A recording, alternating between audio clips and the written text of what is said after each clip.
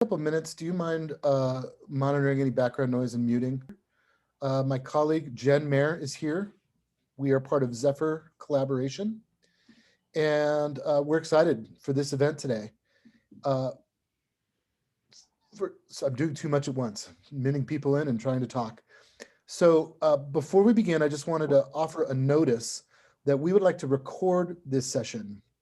If anybody has a problem with that, if that doesn't work for you for some reason, please send us a note in the chat window, or you have the option of keeping your camera off or something, but we don't want to impede your participation if for some reason recording is not okay with you. So please send us a message. Otherwise, we're going to go ahead and start recording so that we have this session and can share it with other folks. And with that, I'm going to, since it's about to be 9:02, I'm going to let Jen keep letting folks in as they arrive. We've already got 51 people here, and I expect at least about 10 more. But let me do a quick agenda review. We're scheduled until about 12:30 today. We'll do a little bit of housekeeping. Supervisor Jackson and Joanne Marquetta, Director Marquetta, will be giving us an introduction to this workshop, letting us know why we're here, what we hope to achieve, some of the planning that went into it. We're very lucky today to have the keynote speaker, Dr. Miller, from the Center for Responsible Travel. We'll give him a full introduction. Julie Reagan will give him a full introduction in just a little bit, and we're excited to hear what he has to say. The 10 o'clock session is talking about some of the shifts that have gone on, some paradigm shifts, some perspective and strategy shifts that have gone on in the basin regarding the future of sustainable recreation, in reflection of all that happened in 2020, and especially the busy seasons of 2020. Are they all one season now? But anyway, and also long-standing challenges in the Tahoe Basin. So that's a setting the stage piece where we hear from a couple of partners.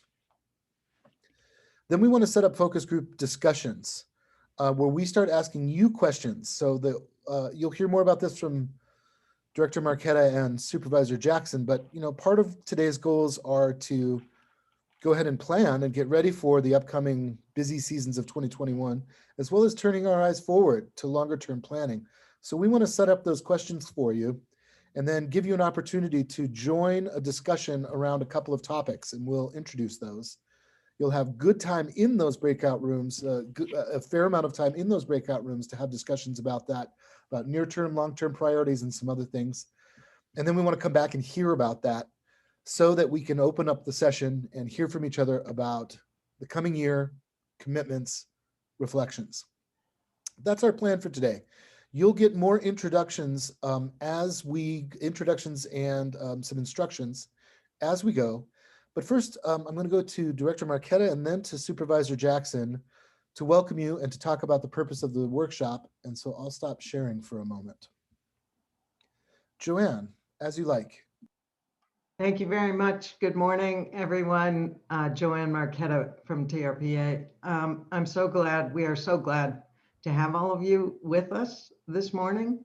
And we'd like to start by putting today's discussion in its larger context. Some of you may know, but others may not. Tourism is the world's largest industry. And pre-COVID, it represented $9 trillion of industry globally, which is 3 times larger than the agricultural sector. And here in our special corner of the world, which is Tahoe, of course, it represents billions of dollars in annual, direct and indirect economic activity. But honestly, we have seen in recent years a troubling trend globally. Tourism has become so focused on its own growth that it is putting itself on a path of self-destruction where we're valuing quantity and profit, perhaps at the expense of place, quality of experience, the planet. And I'm currently reading a book called Isaac's Storm. It's pretty interesting. It's about a weather forecaster that completely biffed the forecast about one of the most destructive hurricanes in recorded history by ignoring all of the obvious signals. And the hurricane landed and it destroyed Galveston, Texas. And like a hurricane that's building far offshore, out of our sight and out of our consciousness, our tourism numbers are slowly growing. The impacts are creeping ever upward, and COVID has been this catalyst that's transforming that growing vortex into a perfect storm that may be approaching. And so now the question is, will we pay attention? And consistently for nearly a year, the ubiquitous doctor's prescription for relief from COVID fatigue and isolation has been this consistent call to get into the great outdoors. And that's a good thing. So while most global tourist destinations are struggling to get visitors, we've had more than enough. At Tahoe, we're running the risk of actually loving the place to death. And the experience now that we all know is our backyard now became the backyard of 15 million people who are escaping the isolation of their own four walls and who live within a day's driving distance of Tahoe. And so the people came, and they're continuing to come. And after COVID, I think we can all bet that they will want and seek out even more of this really, really good thing that they've now discovered. And our backyard is going to become even more desired and more used, and the little known is going to become the well-known and the well-used. So the trends are likely to continue to grow, and we're going to have more first-time users. We're going to have more users more of the time. And we've started to hear the restlessness of our locals demanding, put up the gates. So last year, I think, was a preview for all of us. We saw trash and human waste and traffic and crowding, and frankly, far too resources to manage it all. And we scrambled in reaction to organize ourselves around some new problems that we could barely keep ahead of. So what is today? Today is really the start of a very important dialogue among us. We'll try to inspire that dialogue by opening with the executive director of CREST, our good friend, Greg Miller. And CREST supported the creation of the International Future of Tourism Coalition, and TRPA joined that coalition. We signed on to the coalition's guiding principles. Those are principles that appeal for a collective set of practices that should be guiding our destination's responsible tourism. So Tahoe's foundation has always been tourism from the very, very beginning. But surprisingly, we've not organized that way for Tahoe ever.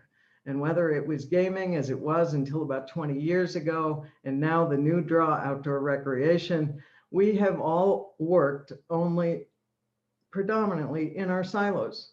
Business works for the bottom line. The visitors' authorities look to markets and numbers. Land managers are out there trying to maintain order and safety, protect the resource. TRPA scrambles to set environmental values and protect the resources, and to create transportation options to move all of these people around.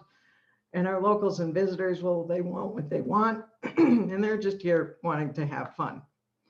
But in fact, all of those pieces are now operating in this amazingly complex system. And unless we can bring all of those parts together and mesh them and make them work together, the system will be running only on serendipity and luck. Without our awareness, we may be hurtling toward chaos as we all run at our separate goals, and we're disconnected and one off. And with that unconnected approach, we are inevitably going to start to see the system reach a tipping point. And in an inherently chaotic system, for those who may be fans of chaos theory, what we are each doing is going to look really, really, really good and satisfying for some period of time, until in some unexpected instant, all of a sudden it changes suddenly, abruptly, and it's now something else. It's no longer the good thing that we thought it was, and it will have tipped to a different system that we never intended. So we're like the elephant and the blind man right now, where we're each owning and touching a small piece, and it's still independent part of that outdoor recreation and tourism system. And because seeing only the parts risks that chaotic potential I described, I call your attention today, especially to the Tourism Coalition's first guiding principle. That guiding principle says, it's pretty simple: see the whole picture. Why? because we can't change or manage or be intentional about what we don't see or are unwilling to see. So let's not be that weather forecaster that sees all the clues but misses the hurricane coming our way. So to date, we've never come together to actually see the whole picture of tourism and outdoor recreation in Tahoe. We've never come together to collaborate around destination management for Tahoe as a region. And we think now is the time. The system is changing all around us. And if we don't change to bring more organized intention to what we hope to be and to become as a destination, then others are going to change our system for us, and they'll change it in ways that we don't want and didn't choose. So before we inadvertently get to that undesired phase change, the purpose of this forum is to open the discussion about becoming much more intentional about how we want to present Tahoe to our visitor. What do we want Tahoe to be? What face do we want to present? What expectations will we hold out to those who come here? And what behaviors are we going to expect when they arrive and for the duration of their stay? So if we can successfully come together to manage our system intentionally as a whole and not as those independent disjoint parts, it will determine what our tourists take home as their understanding of what it means to respect and care for this special place, and so that it's not ruined for others that come after us. So we want to thank you for being here today with us. We invited all of you because we know you are all of the people who deeply care, and each of us individually and all collectively are responsible for whether Tahoe works as a destination. We all want to see it sustained for today as well as for all the tomorrows to come. So I encourage all of you, please share your big ideas today. Please share your visionary thinking. And over the course of the next several hours, let's see if we can imagine together how we might organize ourselves better around some of this common purpose. So thank you all for being here, and I'll turn it back to Kaylin and Bill Jackson from the Forest Service. Thank you. Thank you, Joanne. Supervisor Jackson, when you're ready. Yes, hey. Hi, everyone. Good morning. My name is Bill Jackson, and for those that I have not met yet, I'm the new forest supervisor on the Lake Tahoe Basin Management Unit. So I'm very much looking forward to the dialogue today and learning all I can from the comments from you all and from the presentation and from the other speakers we have lined up today. I'm really looking forward to it. You know, recreation management certainly is inherent to the Forest Service. It's one of the big items we deliver to the American public is access to public lands and access to your national forest. And, you know, providing that, you know, mostly free and unfettered access to public lands is part of being an American. It is very much an American idea to have these public lands set aside for the enjoyment of current and future generations. It's very unique. And I've done a lot of recreation management work here in the United States with the Forest Service and the BLM, and internationally consulting on behalf of the Forest Service in other countries, and providing the access to public lands is very unique, and we should be proud of that. There are challenges, and the challenges are why we're here today, because as we've seen with increased use over time, especially in the last year with the pandemic and folks not being able to go on those normal vacations they would normally go on to Europe or to Hawaii or to wherever, they were pretty much locked in place and had to recreate somewhat close to home. So we found a lot of new users out there on the public lands this last year. So not only have we had increasing use over the last 20, 30 years, which is already a challenge, was just to, you know, meet that challenge of increased recreation use, you know, across the country, especially in the basin. And then with the pandemic, we saw that just skyrocket, you know, crowded trailheads and no places to park, impacts to the land.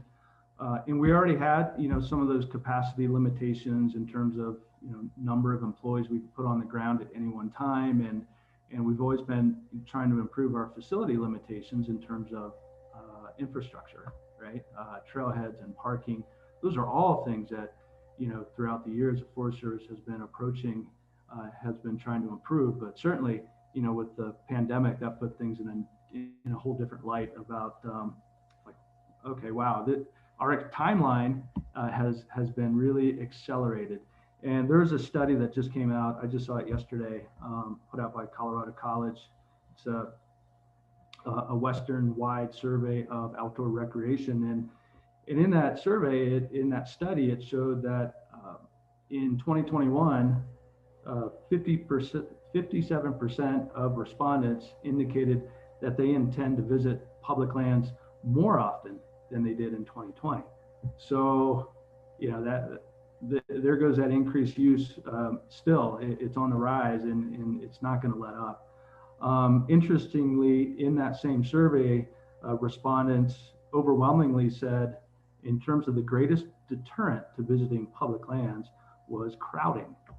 31% of respondents, which was by far, by 50%, the highest response was crowding. And certainly that we've seen that in the basin with not having access to certain trailheads at certain times of the day. I think we all have adjusted our own behaviors around recreation. I know I have. There's some places that you would never catch me visiting on a weekend. We all have probably adjusted the hours of use that we go skiing, for example, or that we go for a hike. So those are some of the things that certainly we've seen, those challenges of increased use and those limitations. And then what Joanne mentioned, the silos, where we're kind of operating in our own environments at times and not looking at the whole picture and how we can work together to try to improve the situation.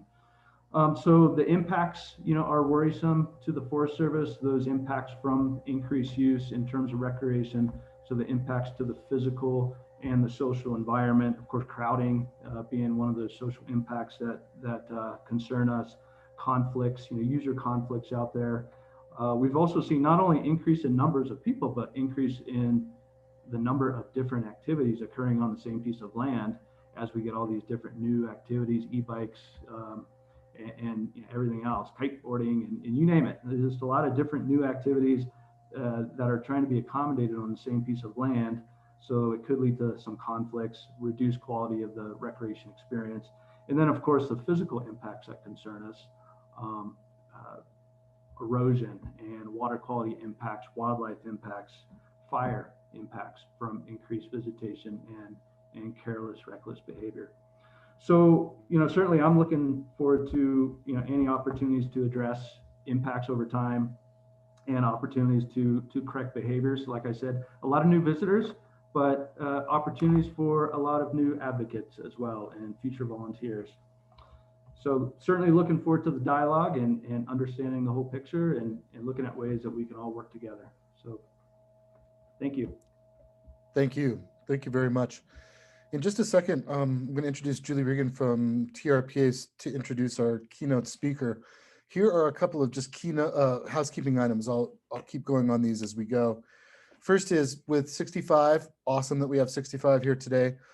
Introductions aren't reasonable. So if you're interested in who's here, please take a look in the participants window. And also please introduce yourself at any opportunities when you're speaking. Please let us know who we are so that we can put a name with a face, well, name with a voice. Also, if you've called in by computer for video and by phone for audio, please pair your two devices so that when we get to breakout sessions, you will have both of those in the same place. I don't recognize some of the numbers, and so I can't do it. We can do it on our end, but we don't know who you are yet. So if you know how, and you can go to the participant window and can pair your devices before, in the next hour or so, please do. Otherwise, we're going to stop just before the breakout sessions and make sure that that's all lined up. But that's enough for housekeeping right now. Let me share a bio and of our keynote speaker. And Julie, hello. Good morning. Hello, Kaylin. Hi. Hello, everyone. I'm Julie Reagan, and I have the great pleasure of introducing our speaker. I am the Chief of External Affairs and Deputy Director of the Tahoe Regional Planning Agency. And I know that this has been a really difficult and a year of loss for many of us. And what I am excited about today is that I feel like this is our lucky day. We get to do what we do best, which is work together to solve tough problems for our lake and our community. And we happen to have an incredible expert to help us and the power of this incredible group. Thank you for joining us. So it's my pleasure to introduce Dr. Gregory Miller. Greg is the Executive Director of the Center for Responsible Travel, as Joanne said, which is an organization, a nonprofit based in Washington, D.C., but does work all over the world in this space of responsible tourism and recreation. It's really exciting because this is a culmination, I believe, of Greg's life's work.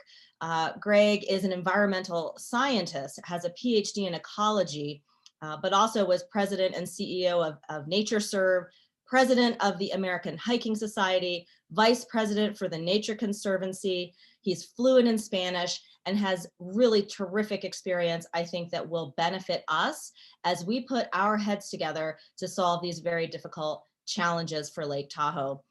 And also, interestingly, Greg is a native Californian, has spent time in Lake Tahoe and worked with the Tahoe Rim Trail. So he is no stranger to Tahoe and the lake and what the challenges are that we're facing. So let's hear from Greg about some of his experiences and thoughts as we get to work to solve some of these tough problems. So thank you for the opportunity to introduce Greg.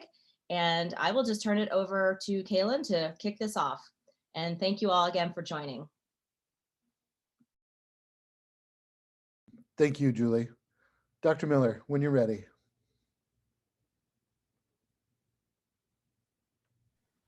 Oh. Great. Can you hear me, everybody? Great. Well, it's wonderful, Julie. Thank you. And Joanne, really appreciate, oh, there she is. I can get to see you now. It's wonderful. And I'm sorry we all can't be together in such a wonderful place like Tahoe. The Tahoe Basin, it's an extraordinary place. I've had the good fortune to spend some good quality recreation and time there. Family actually own homes in on the California side, so we have a strong family connection there for probably 4 decades. Julie, really appreciate that very kind and generous introduction. I was listening to Joanne's introductory remarks, especially. I think what you're going to do, I'm going to share my screen because I've put together a number of points and recommendations for the group to help really put into context what you're about to undertake in this planning and these first initial steps you're taking towards a much more sustainable tourism and outdoor recreation pathway. You heard about CREST. Let me jump in now, and hopefully this will work fine. You should see a beautiful image of Lake Tahoe. Is that correct? Okay, great. Again, introduce myself. I've had the good fortune of spending considerable amount of ecological research and tourism and recreation time throughout California, my native state. And so it's very exciting, for me to be talking about and looking at ways that we can really see how we can, from our CREST perspective, and also as Joanne mentioned, I'm one of the founders of the Global Future of Tourism Coalition, which I'll talk about in a few moments. But at CREST, we've been around about 17 years. We focus on high impact sustainable tourism solutions, focusing around 4 key threats to a sustainable future. One is climate change. The second is over-tourism. The third is biodiversity and cultural heritage loss. The fourth is the inequitable access to wealth in the tourism economy. All of those in some form or another are front and center in the Tahoe Basin, no question. Now, our approach at CREST, just so you know, we work through a series of field projects, research, and publications, consultancies, and advocacy and outreach. We are a 501c3 nonprofit, and so we do a variety of consulting. Now, we have been, all of us, wrapped up and caught up in this this tremendous challenge that's COVID. And frankly, we're looking at the numbers that we saw, and Joanna shared those with us briefly. But let's really talk about travel and tourism. Today in my 15-20 minutes, I'm going to try and put some opportunities out there for the group, maybe provide you with a few guardrails to how to stay focused. But let's start up with this initial question, and Joanne framed this for us. Travel and tourism is of tremendous importance. It's tremendously important for Lake Tahoe, the communities and businesses, but also this experience-based tourism economy globally is tremendously important. And I've just put up a few statistics there just to kind of frame this for us. Pre-COVID, 1 in 10 jobs, or 10% of all jobs in GDP, was tourism generated. And it is a very important employer for women. Something to keep in mind. I mentioned, and I will reference several times, this all-important experience-based economy as opposed to an extraction-based economy, looking at experience, association, and interconnectivity. This is tremendously important when we consider tourism and outdoor recreation, as opposed to logging, mining, oil extraction, etc. Clearly, the Tahoe Basin is a tremendous nexus point for tourism. But the fact is, tourism plays a very important role in the economies of over 125 countries globally. And that 83% of all developing nations depend on tourism and tourism revenue for a major stake in their economy. So this is my purpose here is to help put for everyone a bit in context of just how important it is for us to get tourism right. And as we look from a COVID to a post-COVID environment, these tools looking at sustainable human development and looking at how tourism can be such an important educational tool for us is front and center. Joanne mentioned that this past year, 2020, CREST and 5 other like-minded organizations, which you can see in the lower right there, all nonprofits, and then we had the Global Sustainable Tourism Council help us as an advisor. We rolled out 13 guiding principles. I have 6 of them projected on the left-hand side. I won't go through them today, but you can access all of this through our futureoftourism.org website, and I encourage you to do so. But again, I want to recognize TRPA for stepping up and joining us from day one, and was in fact one of our 22 original founding signatories of our 13 guiding principles, which today we have over 500 signatories globally. And this is really important for us to be working not just individually, but at CREST we realized how important it was to develop collaborative, synergistic relationships and partnerships so that we could get traction and amplify. And I think Joanne really hit the nail on the head, so to speak. And I strongly encourage our friends here in the Tahoe Basin to avoid that siloing. Siloing is death for us, frankly, in terms of not being able to get ahead of the next issue that we have and challenge. So what we're doing both at CREST and through our Future of Tourism Coalition is trying to provide the best tools, the best practices that are available. We stand ready to help in this process in any way that we can. So please let us know how that can help. And one of the things I want to do, if I can shift to this image, is that I think it's very important for us to share how important the destination and communities locally have to be the center of tourism. And so both at CREST and at the Future of Tourism Coalition, we have identified destinations and local communities as the center for the future of tourism. And this is very important. Another element there from just almost a philosophical perspective is that it's very important for us to think of tourism not as end results themselves, but as tourism and outdoor recreation as inputs to sustainability of place and for you to achieve truly a responsible recovery. So I'm going to come back to this diagram a little bit later, but this is how we've organized ourselves through the Future of Tourism Coalition. And we're really looking at how we can bring together the public sector, the private sector, NGOs, communities together to focus around people, place, and purpose. And this is something where I think I just want to applaud the efforts in the Tahoe Basin up to now. You really are leaders in this and are thought leaders and are leading by example.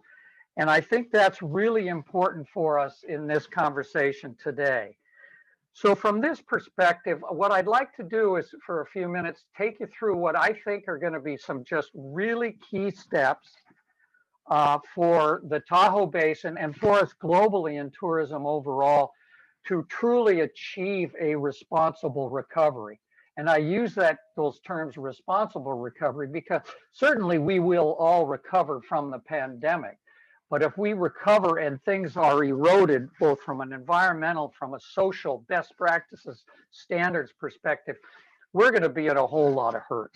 And places, wonderful places, globally important places like the Tahoe Basin are going to be diminished in character, quality, and capacity.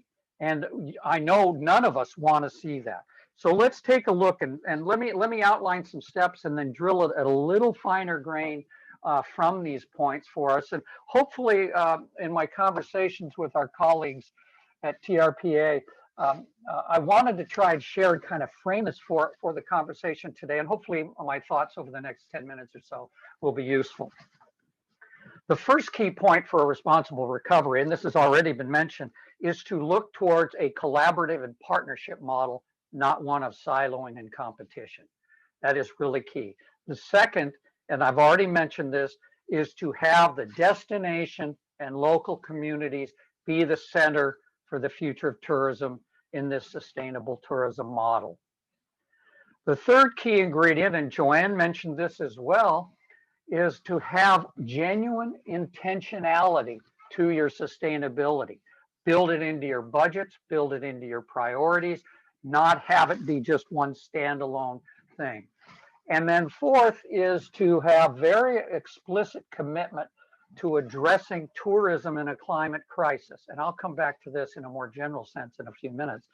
And that relates to looking at adaptation, resilience, and how you're developing both individually and collectively your efforts to measure what matters. What's important here that if all of our destination stakeholders, you all in the Lake Tahoe Basin, for example, commit and show deliberate attention to these points, my hypothesis in this and my proposal is that you will in fact experience increased competitive advantage in post-COVID tourism. So let's take a little deeper dive on this. The image at right was actually 2019 season on Mount Everest, where we saw probably the most egregious example of overcrowding, greed, and over-tourism of trying to summit all at once the highest point on the planet. That's really unfortunate and cannot occur again. My point here is that during and post-COVID, what we're seeing is that for you, the competitive landscape is shifting, whether you like it or not. What was tourism pre-COVID, now during COVID and post-COVID, I strongly encourage all players, whether it's our Forest Service colleagues managing public lands, the operators, tour operators, the accommodations, as well as, of course, the nonprofits, to be looking at four really important areas or qualities that I think are essential for you to think about when it comes to looking at being more competitive. The first is to take a much more holistic approach to sustainability, looking at the natural, cultural, and spiritual elements of place. And we can come back to that, and I'm sure that resonates. Second is we're seeing this all over the world, players that are destinations that are going to be more of a comparative and competitive advantage are learning from the COVID pandemic now and are developing the kind of preparation and effective risk management plans so that they can weather any storm into the future and do it from a holistic manner in a collaborative approach. The third I'd mention is to be more adaptive and look at your adaptation to both the under and over tourism fluxes that you're going to see, no question, as well as wildfires, impacts of climate change, et cetera. So you need to be more adaptive, and you need to develop your resiliency plans. These are just really important elements that are part of business as usual, not business as usual, but business moving forward. And the fourth is to look specifically at decarbonization as fundamental to the tourism operations of being competitive and relevant. Another key element to us that looking at this competitive advantage and looking kind of drilling down at a little bit finer scale, looking at the Tahoe Lake and the forests around, we clearly want to see a commitment, and I encourage you to sustaining local communities and ecosystem health, promoting social equity, and that's access and distribution of benefits. It's already been mentioned by both Joanne and Bill, the seeing new visitors, people of color, people who are perhaps are not historically regular visitors to the basin, which are going to be important. They're not going away, and you don't want them to go away. You want to embrace them, but in a sustainable and reflective and thoughtful manner. Another element to your competitive advantage for a responsible recovery is going to be to really strengthen the stewardship values, both among your residents and visitors. And concurrent with that, and Bill mentioned this briefly, is they're really going to have to look at how the increase in the diversity of activities, experiences, and settings will be important for you to both address as opportunities as obstacles to ensure that you can protect both natural and cultural resources. And concomitant with that, in terms of looking at these tremendous visitor resources, is to improve overall the collective ability, not just you individually in your own universe in the basin, to improve your ability to both respond to and predict how visitors, both current and future, will evaluate, envision, and attach meaning to the destination, and that is the Tahoe Basin. So these are really important elements here. Now, let me just kind of get a little finer grain in terms of looking at the vision or the desired state for responsible recovery in the Tahoe Basin and elsewhere. And so these are elements that I would encourage everyone as we move forward through the rest of the day in the workshops to be thinking about. And first is, for your responsible recovery, one of these key desired states is going to be to maximize sustainable economic development for the communities themselves. And that should be front and center at all times. And that's going to be very important so that you have communities that are thriving into the future and can still make the Tahoe Basin home. The second, and these are not isolated one from another, these are all connected, is to, of course, minimize the visitation impacts on both natural and cultural assets. And visitation, of course, does include your residents. And so that stewardship values point that I raised a few minutes ago is really important here. A third key element or desired state to a responsible recovery for the Tahoe Basin and elsewhere is going to be really around ensuring that you're rebalancing priorities. And right now, of course, in the case of the Tahoe Basin, you've already seen the pendulum swing from very significant under-tourism to perhaps even uncontrolled and maybe even unwanted high pulses of tourists that have come in.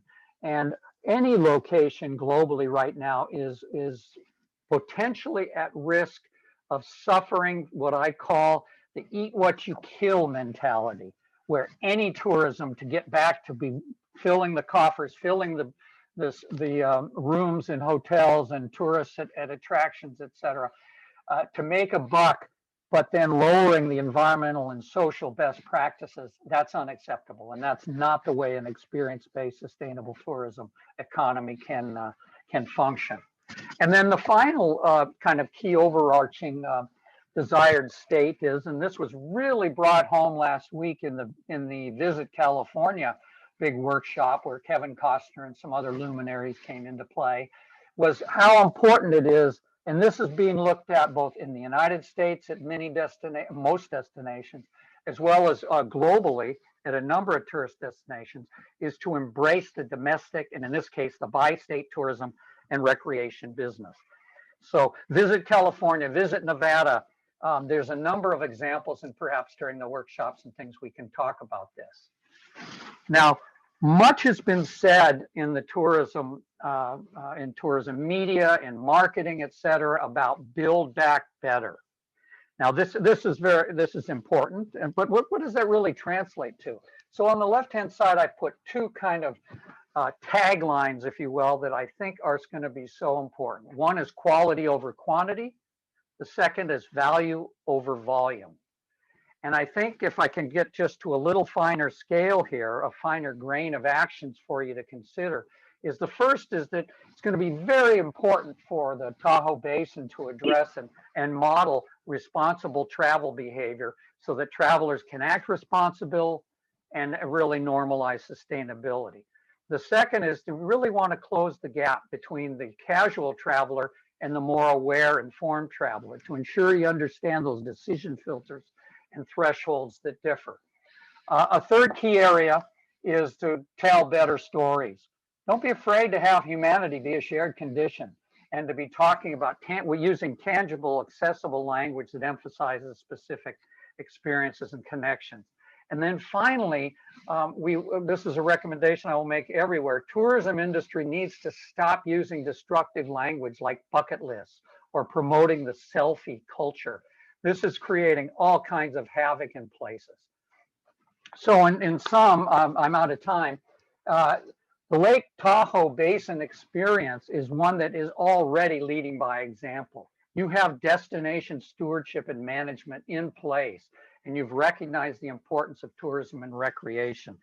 What I just want to underscore for you all and look forward to continuing you on this journey is that we can really see a genuine industry and governmental leadership, to see your bold leadership in developing long-term planning, and to be looking at the quality of visitation, not the quantity of visitors. So again, I want to thank everyone for inviting me to join you today to share some thoughts. And I look forward, I was really looking forward to participating and learning from all of your efforts and learn from your leadership. So with that, I'll stop and thank you so much. Thank you, Dr. Miller. We appreciate you being here today. And we've got a little bit of time, and I'd like to do it in the following ways. It's always a little challenging with almost 70 folks in the room, but we did want to make an opportunity for a conversation of sorts. Some of you are already using the chat room. Thank you for that. Thank you for the Colorado College Study. Go Tigers. I went to CC. And also thanks for the reference to talking about tourism as an extractive industry and considering it in that way. So I want to open the floor to panelists, folks that helped plan this meeting and who are speaking today, to first come out and ask any questions verbally over your microphone. And just as Jim Bacon's doing right there, I'm going to go to Jim, his question in the chat room. Oh, good. Please feel free to reach out. Great. Thank you for that opportunity at the Forest Service Region 5. If you have a question or a comment for Dr. Miller, please type it in the chat room. Other than that, let me open the floor for a second to any of our panelists or speakers that want to comment or question on Dr. Miller's presentation.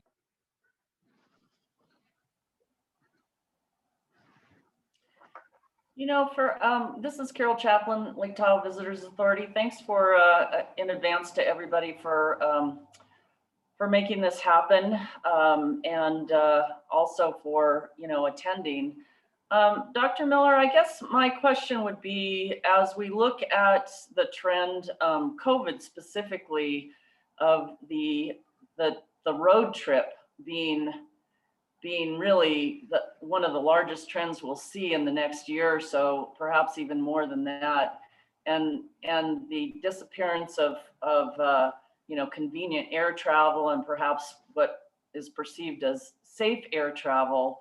How do you build that into your management plan, knowing that the impact of a drive market is not just 2 or 3 hours away, now it's 8 hours away, and that kind of exacerbates that whole dynamic. Thanks, Carol. I appreciate the question. I would expect that the Tahoe Basin has already felt the impact of this big time during the COVID, and people that are coming maybe 8 or even 10 hours away driving where historically maybe they didn't do that are now driving quite long distances to come into play. All the indications are from a number of different organizations doing surveys, polling, and looking at a variety of destinations all across the country, is that the automobile-based road trip is here to stay for probably quite some time, well into 2022 and beyond. And perhaps it will be staying and somewhat akin to going back a few decades to where it was even more popular. And I think that's going to both create tremendous challenges and opportunities. I would certainly predict, or at least speculate, in the case of the Tahoe Basin management, that this is going to be probably front and center, a significant issue for you for a very long time.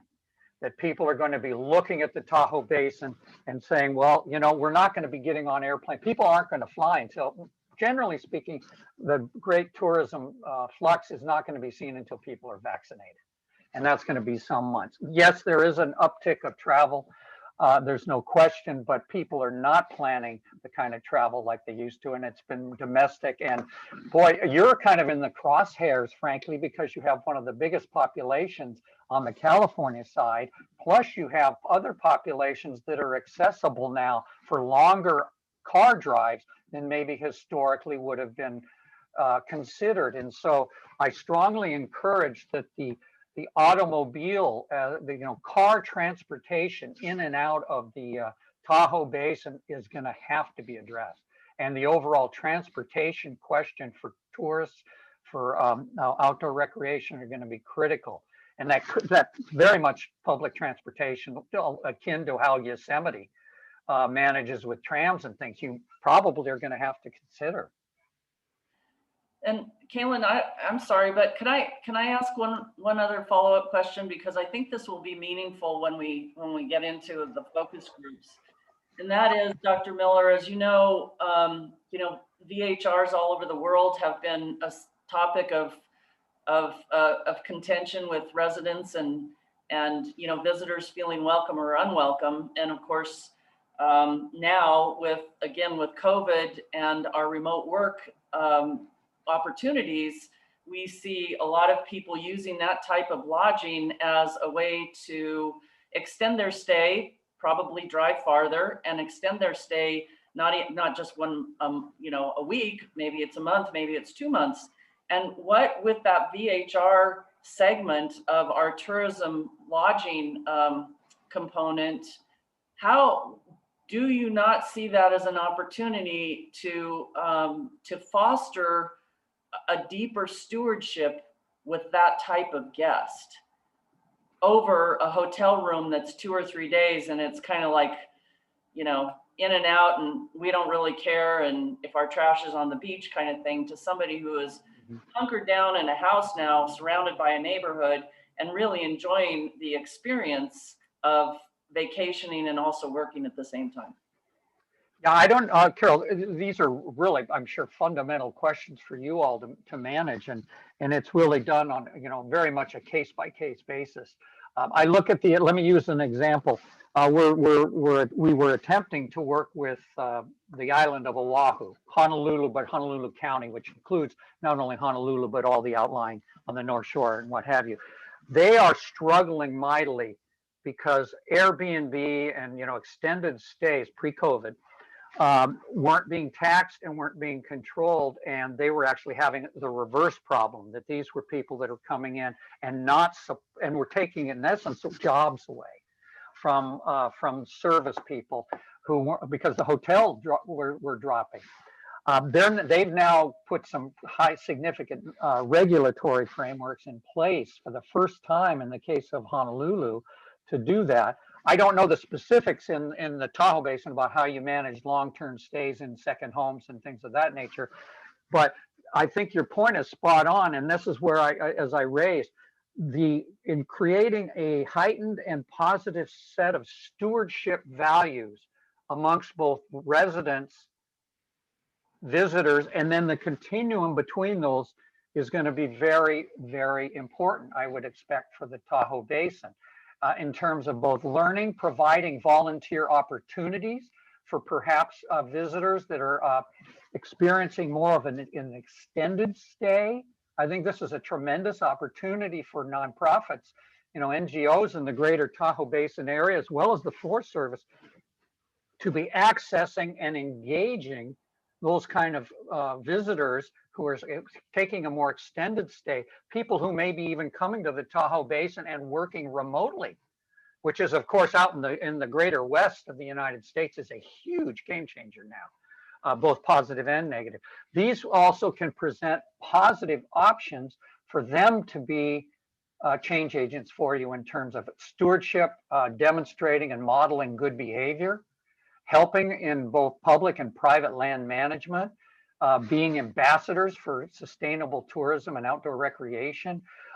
Turn it into a win-win, assuming that it's favorable for you from a tax base. I can't answer that question, but I think that's definitely something that I would encourage the Greater Basin Partnership here to be focusing on and looking how you can capitalize on that. Not try to be necessarily to stop it, but to manage it in a sustainable manner for ultimate sustainable tourism and recreation objectives. Thank you. To address those communities. Carol, I hope I answered that question for you. Yeah, absolutely. Yeah, because I can imagine that's a really big question. It's actually a great segue. Darcy Collins, director of the League to Save Lake Tahoe, typed this in the window, but instead of me reading it, Darcy, do you want to ask your question and add anything to it that you like? I would be happy to. Thanks. By the way, just if everyone could just call me Greg, that would be great. Hi, Darcy. Hi, Greg. I rarely get called Dr. Collins, so I always like to give an honor to my. Oh, I don't mind it, but I figure I'd like, that's good. I don't get called that much either. My question is around kind of the basin's typical issue of falling into paralyzation in implementing good management decisions. Actually, just implementing management decisions in general, whether they're successful or there's an opportunity, to learn from failures. And it's because we have this tendency to really dive into a exponential downfall of thinking about the unintended consequences. And in my question, I use the example of parking management and parking enforcement. So you start enforcing parking one area, people shift to another area, and then you get unintended impacts elsewhere.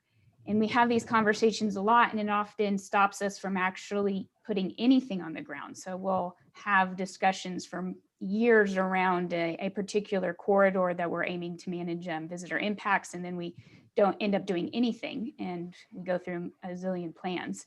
So I was wondering if you've encountered this type of paralysis elsewhere. How have other regions overcome it, and what advice do you have for us to just start making incremental progress? Thank you. Yeah, Darcy, that's a great question. And a couple things come to mind, certainly, just from a general sense, almost from a kind of values proposition. One is to establish the kind of transparency that's needed in terms of making sure you don't always get caught in the weeds and you keep your eye on the prize. What is it from a big picture are you trying to accomplish, so that you don't always get into transactional elements and get caught up in where you have decision, paralysis, and this is very common. I think one of the key areas there is to have the kind of transparency and communication, which sounds like you have a pretty good situation in Tahoe relative certainly to many areas. The other there is to have, how I'll describe, is developing the confidence in your colleagues that the right decisions will be made, and they're making decisions not just for their own self-interest, but you have the trust and confidence, and that's an intangible that, of course, we all strive for when we bring together groups. I think that is really key. Let me use an example that's on another lake system, on Lake Superior, which we're involved in the Upper Peninsula in Michigan. We're working with communities. They're much far smaller, and the tourism is very small level relative to here.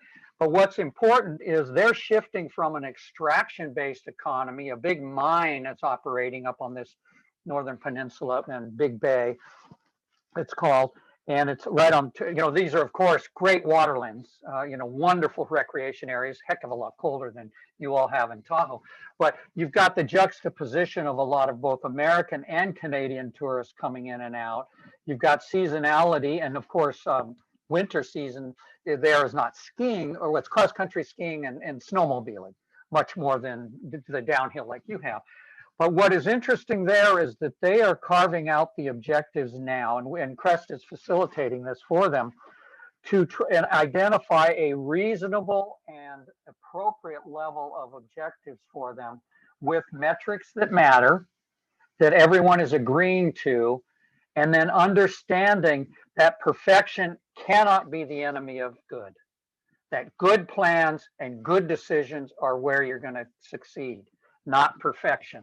And with that understanding, and so what we're doing there is developing a combination of, and I think you're looking to do this today moving forward, is to understanding the dynamics between along the spectrum of tourism and outdoor recreation.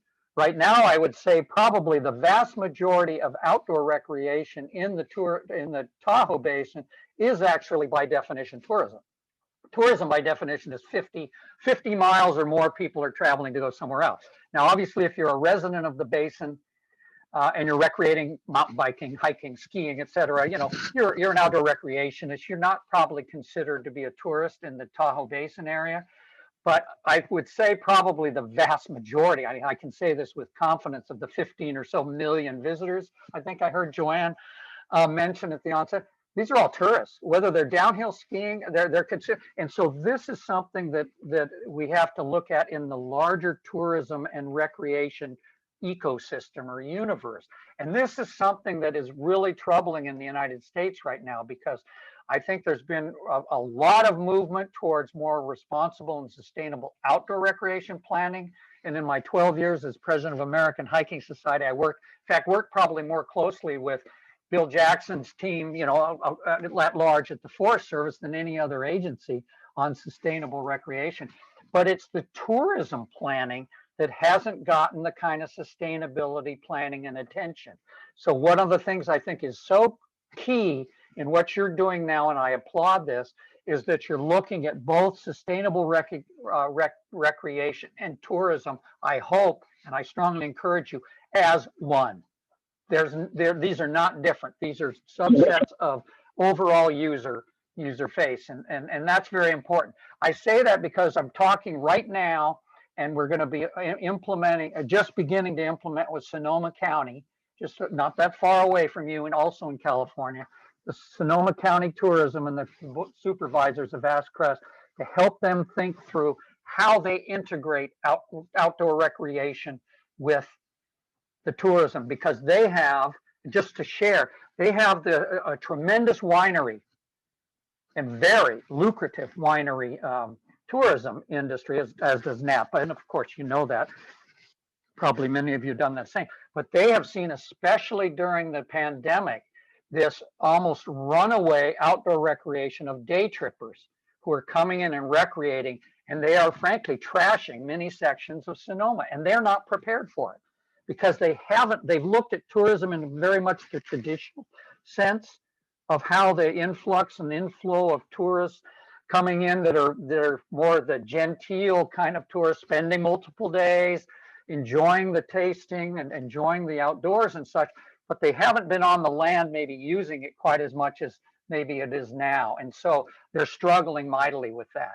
No question that the Tahoe Basin is there. So a holistic approach to the continuum of outdoor recreation and tourism is going to be important. And I think that's going to then help you address perhaps some of the all important questions you've got and maybe not get caught quite in the weeds, Darcy, as you were talking about. It's not I'm not saying it's a simple issue you can just dismiss. Sooner or later, hard decisions have to be made. You have to stick with them, but it has to be looked at. You have to always step back and look at the bigger picture in terms of what is this impacting, not just visitor use and parking, but overall access.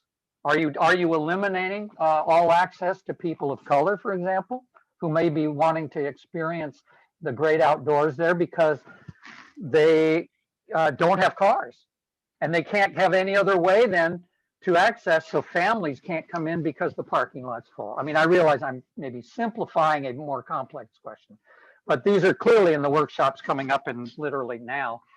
These will be key questions, and I look forward to hearing how people address that. That's great timing and a great segue. We are at the time for this session, but you were just covering, I want to acknowledge the comments that are in the chat window. Carl asked the question, yeah, but what about capitalism? What about the fact that the economic model drives for growth all of the time? And Dana Stroud points out, hi Dana, long time no see. What about these local economies that want to return to normal in terms of those revenue sources? And Devin Middlebrook responded saying, yeah, part of that is probably a full cost accounting of the hidden costs of tourism. And just as Greg was talking about sustainable tourism and economic development, and it's all the same thing. It's all one. Greg, let me give you a minute for any last comments, and we'll shift to our next session. Yeah, I think one of the things, because there I'm looking at, I didn't have a chance. I was so getting all excited about Darcy's question, and I wasn't looking then at the chat. I can't chew gum and stand on one foot like so many people. One of the things I want to underscore, and some of the chat questions, but there is a tremendous invisible burden related to tourism for local communities.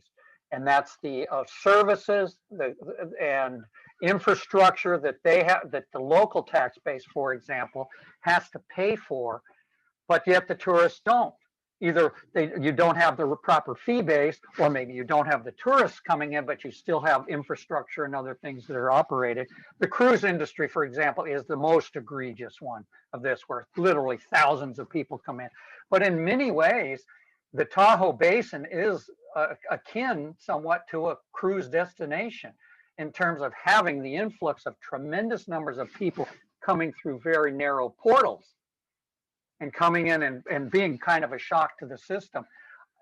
Some of my points earlier on, and please keep them in mind, is how important it needs to be destination and local community centric, your future planning.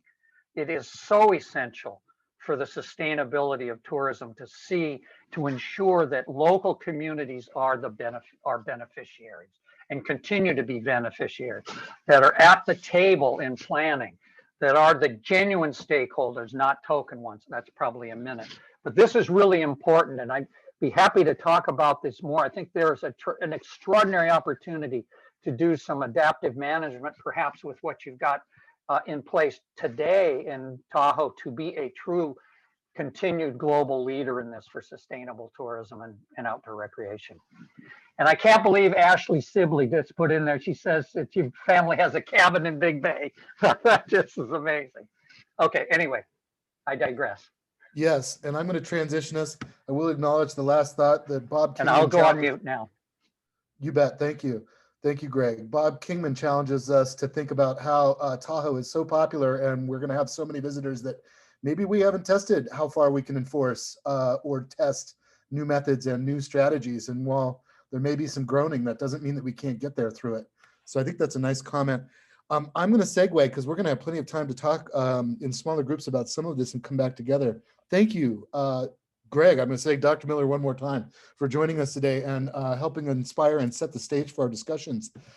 In terms of more stage setting, we've got four folks. Daniel Cressy from Lake Tahoe Basin Management Unit, U.S. Forest Service. Carol Chaplin from the Lake Tahoe Visitors Authority. Amy Berry from the Tahoe Fund. And I should know, but I've yet to meet Mr. Ken Kasman. And these four folks are going to talk about shifts in recreation and visitor management, shifts in paradigm, So I want to start off with Daniel, and I'll go right through the list, and then we'll set the stage for some small group discussions. Daniel, when you're ready. All right. Good morning, folks. Really excited for the conversation here. Daniel Cressy, I am the Public Services Staff Officer for the Lake Tahoe Basin Management Unit Forest Service here. So what that means is that I lead our recreation programs, our visitor services, interpretation, all of our special use permitting kind of operations, et cetera there. So we just want to talk a little bit around, some of the shifts that we're seeing.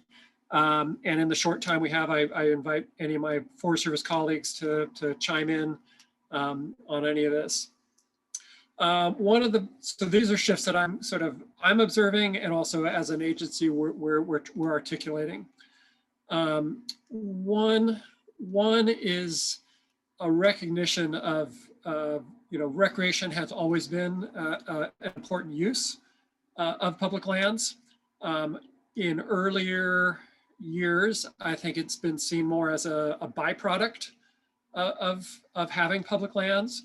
I think there's more currently a shift to recognizing the central value of recreation as an ecosystem service.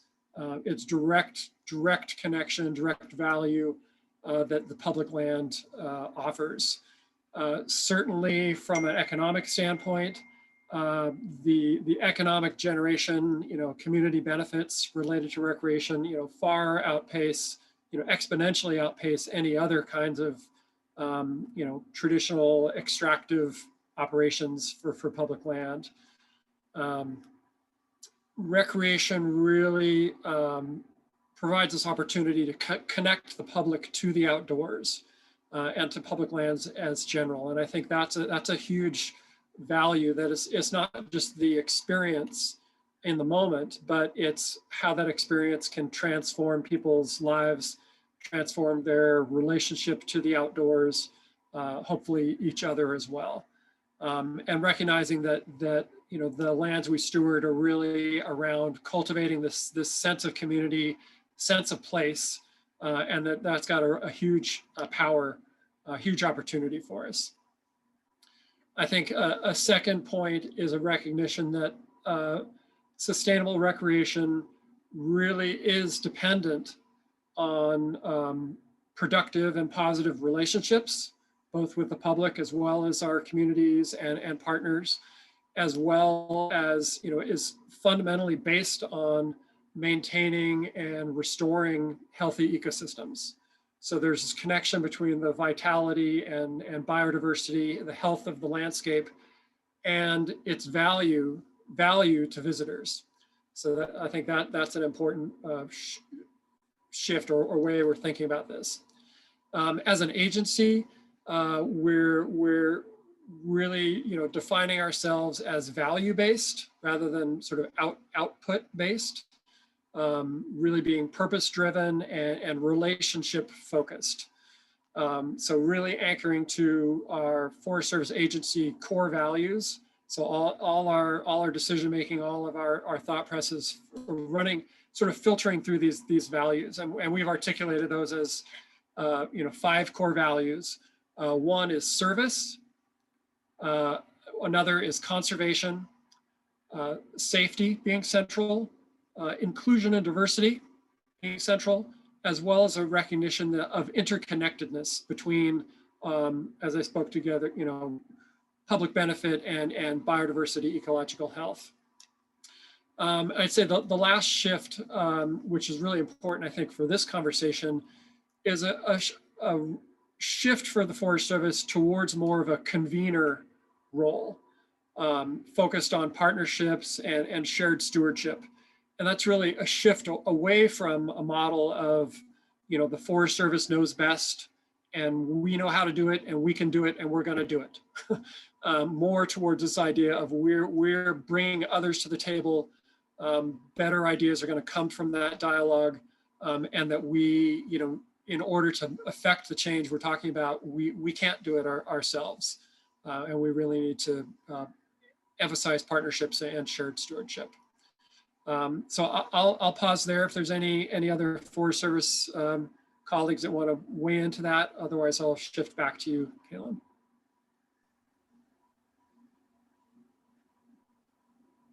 Just leaving space for any Forest Service folks that want to jump in for a sec.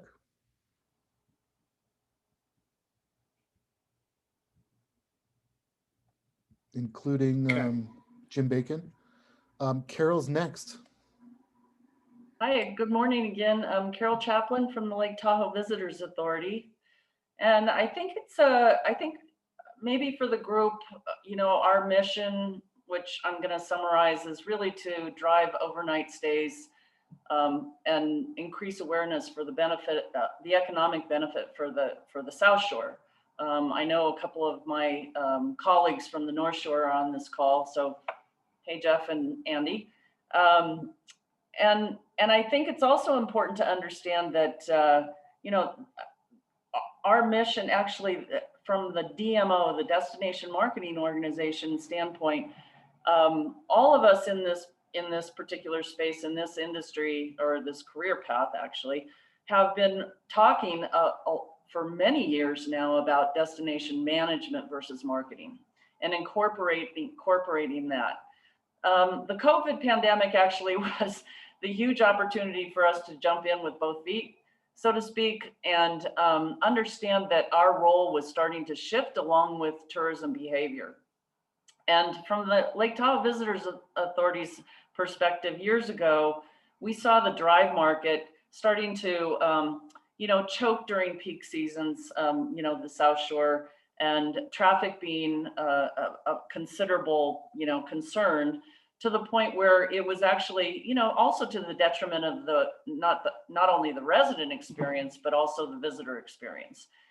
And so we had shifted out of the drive market almost completely with our dollars and went to a fly market where we were looking at, we were targeting a longer staying guest, a higher spending guest, basically the quality guest that Greg was talking about, and looking to fill those shoulder or those needs periods, if you will, off peak and also midweek.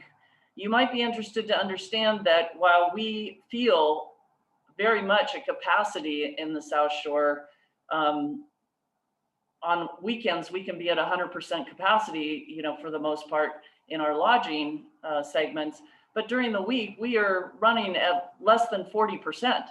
So there is capacity, but what kind of capacity is that? We have a lot of motels that are no longer in that economic, dynamic. They were built in the 60s. They were built for the Olympics and for gaming. Those are no longer what we need. We need less rooms, and we need higher quality rooms to attract that kind of guest that we're looking for. And it's also not a gaming industry anymore. So we're looking at that. We've been looking at that outdoor recreation experience for many years now. So COVID, interestingly enough, all of a sudden, everybody was concerned about what we were saying to visitors. And what we were saying is, please don't come. It's counterintuitive for a visitors authority to say that, but that was our message front and center. The mountain town you love needs you to love it from afar. That was the first message that we put out. And we followed very closely our other agency guidelines for what we had to do to keep ourselves safe, to keep our residents safe, to keep our workers safe, and to try to keep our visitors away, which didn't work. We canceled everything. We did not run a summer campaign. We stopped our winter campaign. We did not run a summer campaign. We canceled the fireworks. All of our typical activities were paused while we continued to see people coming here to, as was mentioned before, escape their shutdown wherever they were, and knowing that this is their backyard and knowing that we have this great outdoor expanse, they really didn't care. We also saw a new customer, and one that is not used to being outdoors or doesn't understand how we protect our outdoors. And we all commented on that. And this is the opportunity for us as the Visitors Authority really to pivot and to assist, because as we learned during the COVID experience, a lot of our partner organizations were asking us to help with messaging, and messaging not necessarily outside of our borders, but inside as well, so that we could speak to everyone about what was really important and being the best human beings we possibly could. So that is our direction as we will continue to shift in this conversation, and I'm really looking forward to it. I would say this is that part of management is having a seat at the table, which I feel that we've always tried to do, but I haven't seen much of other people sitting at our table. And so I would like to extend the invitation to this group that if you ever want to come to a board meeting, and I should be careful what I wish for, I guess, but this is a conversation that needs to be brought to us as well, as opposed to just us going out and being part of this conversation. We have the opportunity to make a cultural shift here. And it starts with our residents, and then it permeates out to our visitors. If they feel that culture, then they will behave in the way that we would like them to, I think. Maybe that's idealistic, I don't know. I'll pause there. Thank you, Carol. Much appreciated. We've got 2 more speakers. Folks are chiming in the chat room. We appreciate that. Amy Berry is next. Hi, perfect segue. Thanks, Carol. You mentioned a cultural shift. So since 2013 or 14, we've been trying to get a cultural shift going through the Take Care Tahoe campaign. And COVID, I think, is actually a bright spot for Take Care because, after sort of getting about 20 or 30 partners on board and trying to explain the benefit of everybody speaking with one voice for our stewardship messaging, we found ourselves last March and April when people started flooding Tahoe in need as a region of one cohesive, coordinated communication plan that was going to address a lot of the same issues everybody was feeling all around. And so Take Care just seemed like the perfect venue for that. I mean, when you're dealing with COVID, the term Take Care just seemed like a natural fit. And you can see behind me one of our, everybody wears a mask in Tahoe. And for those of you that don't know about Take Care, it was designed to make people smile, capture their attention. It's not supposed to look like regulatory signs in any way. And it was just to get attention, to get people to make good decisions in the moment. And so we were able to pivot fairly quickly to COVID messaging. Everybody wears a mask in Tahoe, practice social distancing, go big on distancing. And all of a sudden, this campaign that we've been working so hard, kind of rolling the ball uphill for years, just exploded with COVID. And we saw a wonderful collaboration come together, which really inspires me for the conversation we're having today. Because I think, to Carol's point, we've all got to be at the table together instead of having tourism meetings and environmental improvement, tie steering committee meetings. We're going to tackle this together. And I think Take Care is a great example of how that happened. So this summer, we saw over a 300% growth of our website traffic. And that was really driven by partners putting the signs up everywhere. We had over 2,500 different signs all around. And probably the most impactful, we did a billboard campaign. And we had partners from the LTVA, the NLTRA, Placer County, Washoe County, I know I'm going to forget people. It's always dangerous to name funders, TRPA, but the sense is like it was a really well-coordinated and diverse population. The same people that are at the table today were all saying, you know what, we've got to get messaging out to people before they even arrive in Tahoe so that we can start to have that cultural shift. So before they even get here, they know we're practicing social distancing. They know that we require masks to be worn. And I think it was great in terms of really moving the needle as people arrived. It's the first time we've ever really collectively talked to people before arrival. Then they got here and there was consistent messaging everywhere. If you were on the beaches, if you were on the trails, if you were at Rayleigh's Supermarket, if you were at Heavenly, if you were at Squaw. I mean, it's a really great interdisciplinary approach to this. And so I know that we can do this. I know that we can come together with a business background, a tourism background, an environmental agency background, and we can speak with one voice, and we can try to do, as Carol said, a cultural shift to get people really thinking about what are the requirements of visiting a place as special as Tahoe, whether you're staying in a hotel, a second homeowner, full-time homeowner, or the ever elusive day visitors. So if you don't know about takecaretahoe.org, you can check out the website and let us know. We've got about 50 partners engaged in it. We're redoing the strategic plan right now, really focused on how do we use messaging to help build a culture. But I do want to say, messaging and education is really important, but it's just one piece of the puzzle. If we don't have the infrastructure in place, if we don't have the enforcement piece in place, there's only so much education can do. But I'm just really inspired by today's conversation and the history that we have with Take Care, knowing that we can all come together and solve these major issues together. Thanks. Thank you, Amy.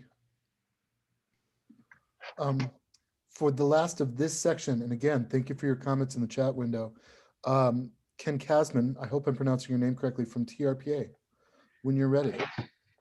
Yeah, actually, it's Ken Caseman, and I'm the Research and Analysis Division Manager for TRPA, and it's really great to see the partnership and collaboration that's represented on this call. And I was asked to spend a few minutes to talk about data, and over the last several years, TRPA, in partnership with the Science Advisory Council, our transportation and recreation providers, various land managers, and other organizations that are on this call, have really been looking at how to better use data in our decision making, and how to better understand the data that we have for visitation. We all have different lenses that we're viewing this through and different objectives. But what we're looking to do is build a shared framework for how we answer questions about visitation. We've all heard those anecdotal comments about visitation last year, but frankly, the data are all over the place, and our traditional sources of visitation information like TOT or hotel occupancies, gaming revenues, were all unreliable for viewing the data related to travel during COVID. And as Carol mentioned, we have to capture this shift to road trip travel. And we've been looking at a variety of visitation data from new and emerging sources, like big data sources like Streetlight and Uber Media and Arrivalist, that use cell phone data, as well as some of the other sources where we can capture that travel data, traffic counts from Caltrans and NDOT and other sources that analyzed together can provide a much more complete picture of how many people are here, where they're going, and what they're doing while they're here. And I think a lot of this new technology and the big data sources allow not only for better understanding of those relative distribution of where visitors are going and what they're doing, but also I think down the road will provide a great opportunity for us to get even real-time information and look at how we plan our transportation systems and our recreation capacity using those real-time sources, and be able to make those shifts in behavior based on where people are at that time. And so I think there's a great opportunity for us to really build this infrastructure now and really plan for the future. Supervisor Jackson spoke about, the data shows not only increased visitation last year, but also this expectation for even higher numbers potentially in 2021. And I think the real-time access is going to be critical to managing those volumes. We at TRPA are working on a model of how many people are in the basin at any particular time. We're calling it the effective population model. And it covers not just overnight and day visitors, but also residents, commuters, and anyone else that's traveling in the region, and looking at that interplay between the different user types and how the volume of overnight and day visitors may affect commute traffic or may affect residents. and how we plan for those interplay. You know, as you all know, I mean, there have been so many different efforts over the years to estimate the number of visitors to the Tahoe region in a given period, a year or multiple years, and it's been attempted with varying success and varying agreement by the Basin Partnership and other stakeholders. Right now, there's no silver bullet. It's not something that we can just push a button and get this data, but each of these different sources can help us refine our data models. And we want to build this partnership approach with shared access and data that allows us to build these consensus methods and tools, develop common definitions and language about it, and make sure that everybody's using these same and consistent data points. Greg, spoke about metrics that matter. That's what we're trying to produce. And we have a great platform through the Lake Tahoe Info to provide access to that information and to provide that shared resource. We also sent out in the last newsletter an example of a working dashboard for the effective population model. And if there's interest in that, we can also resend that link out. But again, we're looking forward to working with the partnership and collaborating on that shared understanding, shared tools, and building out these estimates for visitation.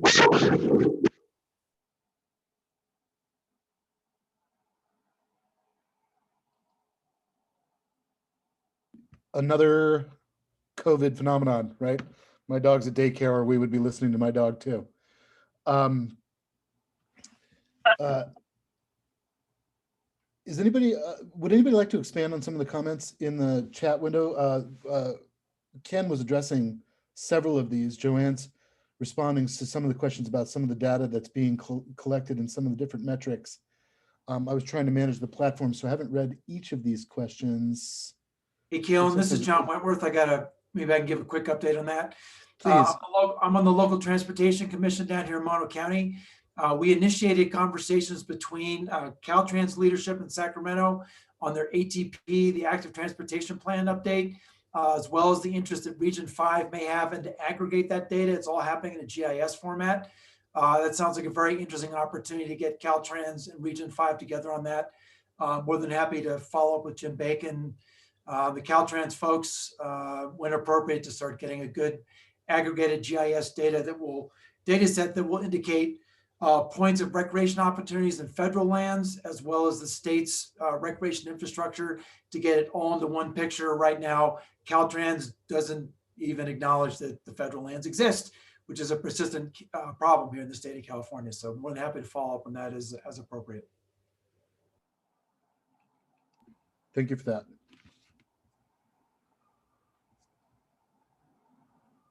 Folks, that was a nice setting of the stage for our next pieces. If I may, I would like to show a document, and this touches on everything we just heard and gives us a little bit of a structure for future conversations. Let me share a document. Need to make sure I've got the right one. So, in preparation of this workshop, some of the folks on this call today were part of a planning team that did a considerable amount of work to try to figure out both how to organize these discussions in a way that helped problem solving, but also may set us up for future organization and breaking out tasks and responsibilities and planning.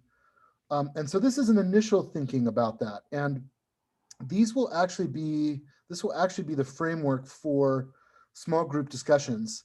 And in a minute, we're going to ask you to pick one of these to go to. We know that they're all interesting, and we'll get an opportunity to hear about each of these after we've had a small group discussion. But we want to establish 3 rooms to have 3 types of discussions. I'm going to lay them out now. Let me go through this, and then we're going to ask you which one you want to go to, and then we're going to take a quick break before we actually go to that session. So here are 3 groupings of tasks and for planning. land managers and shared stewardship, influencing behavior, and collecting and using the right information. And Jen Self and anybody else on the planning team, after I do my cut on the explanation of these, you're welcome to jump in and clean up any of my mess. But the land manager and shared stewardship category is about, under that umbrella are several considerations, including diversity and equity considerations in all elements of recreation planning, integrating several of the big infrastructure and resource needs such as transportation and recreation planning, and integrating all of, and economic development, all of the pieces that need to come together. Being able to not only identify, but begin to address the hotspots or the real pinch areas. Coordinated public access across jurisdictions so that we're taking a coordinated and comprehensive look. Infrastructure. Appropriate balance of carrots and sticks, incentives and disincentives to help adjust behavior, and coordinated resource sharing. So how do we share the load across our network so that we can get the most done, so that we're not duplicating? So this is very much a strategic and integrative and cross-cutting group when we're talking about land managers and shared stewardship. When it comes to influencing behavior, that's for the folks in the basin and the folks coming to the basin and surrounding communities on the east side and north of Tahoe. In terms of how do you make a shift from destination marketing to destination management? Culture is a big word here and a big part of this theme. How do we establish a brand, an ethos, a common message about what Tahoe is, what the Tahoe experience is, what the expectations are for visitors and for users and for residents and for business owners? What is Tahoe that we are managing for, and how do we communicate that message? Can't stand in the middle of I-80 and stop people and quiz them. So what do we do to help send the message and help influence behavior? How do we give them the right messages and the right alerts so that they can make their own decisions? How do you build purposeful partnerships with the private sector, because they're often the frontline ambassadors of these communications? So how do we have targeted interactions at all points of the Tahoe experience? So influencing behavior is the second bucket. Collecting and using the right information is a discussion that we just left that can help us set up, and that many of you were commenting on in the chat room, in terms of getting the right information about visitor use, about user experience, about economic impact, and getting it to the right places so that we can break down assumptions, understand movement and needs and challenges, have numbers that can be relied upon, and then do something with it.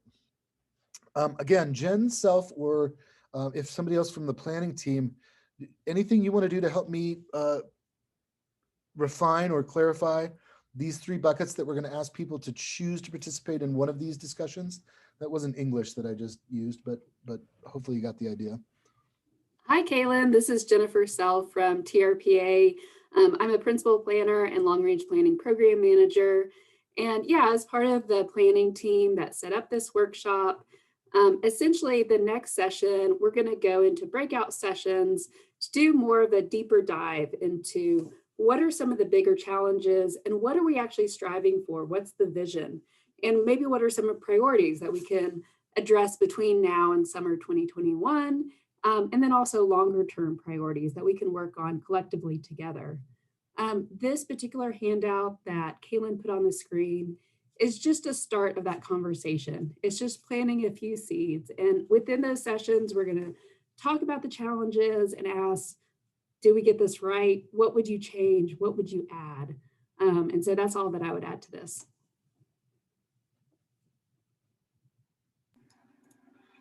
This is Daniel, just tearing off of Jen's piece there. I think part of each conversation there'll be spot, what are there other big thematic buckets that we, are not really represented here, or are there important questions or ideas that don't fit solidly in one of these columns, but that should be part of the bigger conversation. So as Jen mentioned, this is really just a launch point for us. Thank you both. I'll just add a couple more instructions to that. So yeah, we have a poll launch that we're going to ask you where to go, but two main questions that we're asking in these sessions. We're going to ask you to pick one of these and have two categories of questions. One is the one Daniel just mentioned, which is, how did we do in this organization? Is there another, would you split one of these in a way that really made a meaningful difference, or are we missing a giant category? Then within each of these, and I think these are the focus questions, what do you see as priorities for the coming seasons of 2021? What do you think you really need to get on within each of these buckets? And then we'll pause, your discussion leaders, after you work a little bit through that. What do you see as the long-term priorities that we need to get on in order to get at some of the root causes of what's going on? So what do we need to do, hustle on in the near term to really make it happen? And what do we need to focus on and turn our attention to in terms of really coordinated and strategic planning to get to some of the root causes? In order to have these discussions, we're going to have 3 breakout rooms. You're going to have a discussion lead that starts things off and somebody who's monitoring the chat room and taking some notes. We're going to ask you to pick one and stay with the group, just because I think it'll get a little too confusing if everybody's jumping around. And we have the opportunity right afterwards to hear what the key themes were, so nobody's missing out.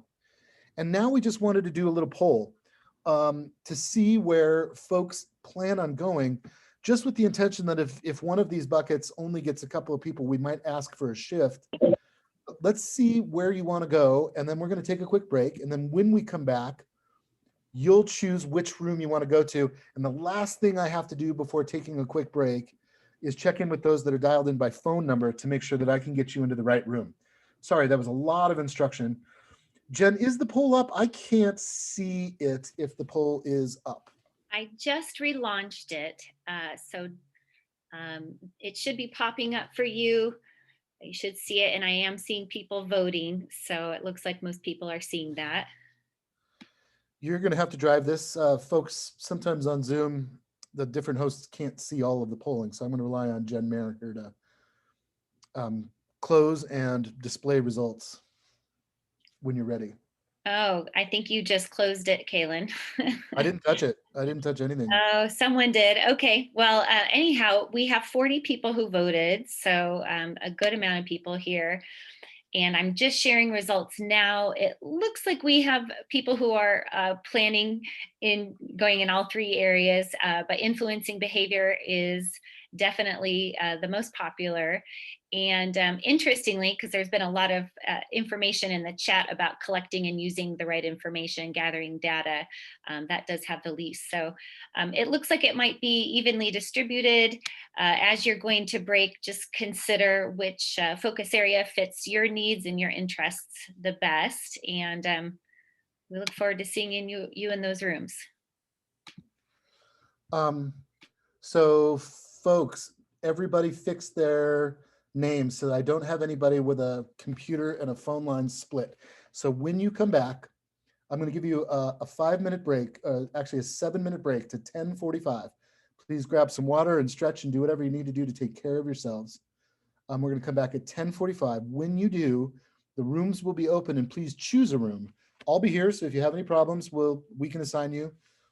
If you otherwise have any problems, please use the chat window unless you're on the phone, and then you can send me an email in the background. Now I'm going to stop trying to try to stop talking and giving you instructions and actually give you a break. So Jen, I didn't forget anything, right? Here we go. 10:45. We'll see you. The rooms will be open. Thank you all for a great start. We'll see you in just a moment. Some of the big challenges that we're facing right now is that we really don't have a full understanding of what questions we are trying to answer with the data. Someone mentioned earlier in the workshop, depending on what kind of industry sector you're coming from or what organization, you may have different objectives for what you want that information to highlight and reflect. So that's one key challenge. Also, we don't have a unified data collection effort. So a lot of people are collecting data and information about visitors and users to the basin. We don't have a comprehensive understanding of what those data sets are and how to coordinate that. Looking forward, what are some of the big priorities that we can start to do?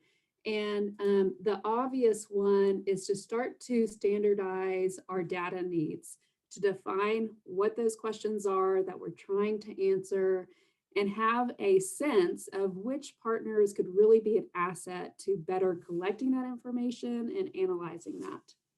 So that's real high level what that conversation was all about. We had some really great minds in that discussion group. So I'm going to pause and invite any of them to chime in and summarize kind of what are the priorities going forward.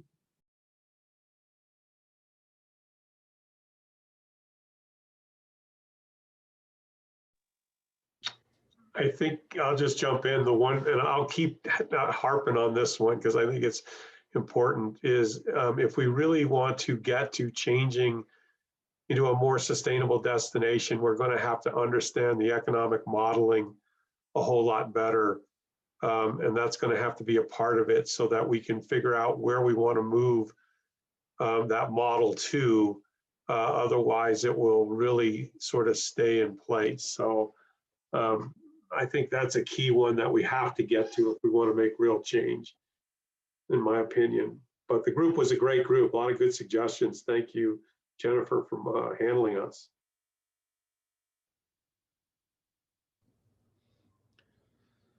Thanks for leading us off. Time for questions in a bit. Again, for no particular reason, how about land management and shared stewardship? Sure. Similarly, we had a really good group and real good discussion, and it, clearly the conversation is not a 30-minute conversation. But as far as sort of stimulating the conversation, there lots of good ideas, and again, similarly, I'll make space for others to chime in. The four big themes that I sort of took away from, one, which something that we could act in the near term around, is investing towards visitor and local education related to use ethics and shared stewardship.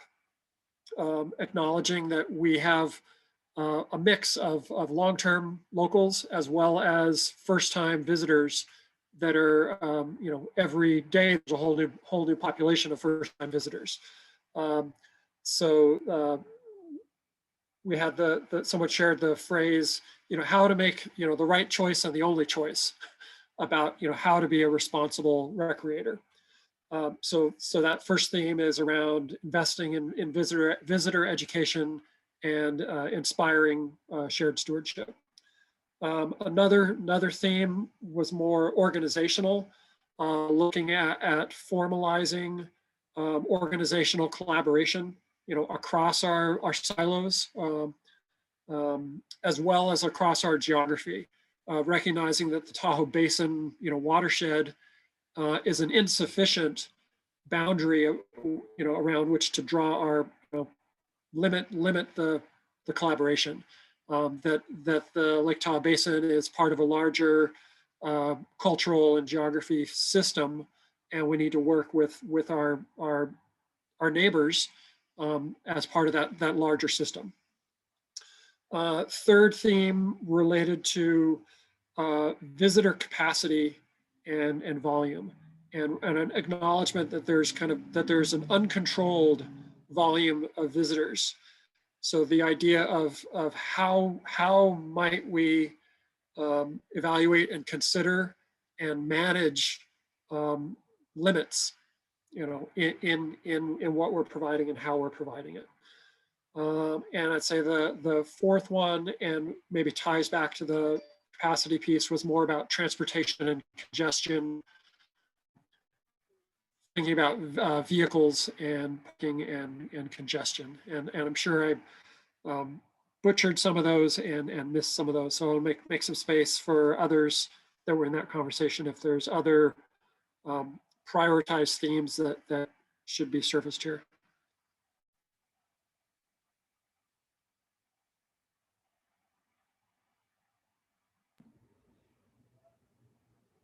I think that means you did it perfectly, Daniel. Thank you. Excellent. Thank you very much. Oops, multitasking. Influencing behavior. Thanks, Kaylin. Really great discussion. The pedal is to the metal on trying to get all those subjects talked about, but we had a great conversation revolving around some of the core problem or challenge is basically linked to visitor and resident stewardship and responsibility.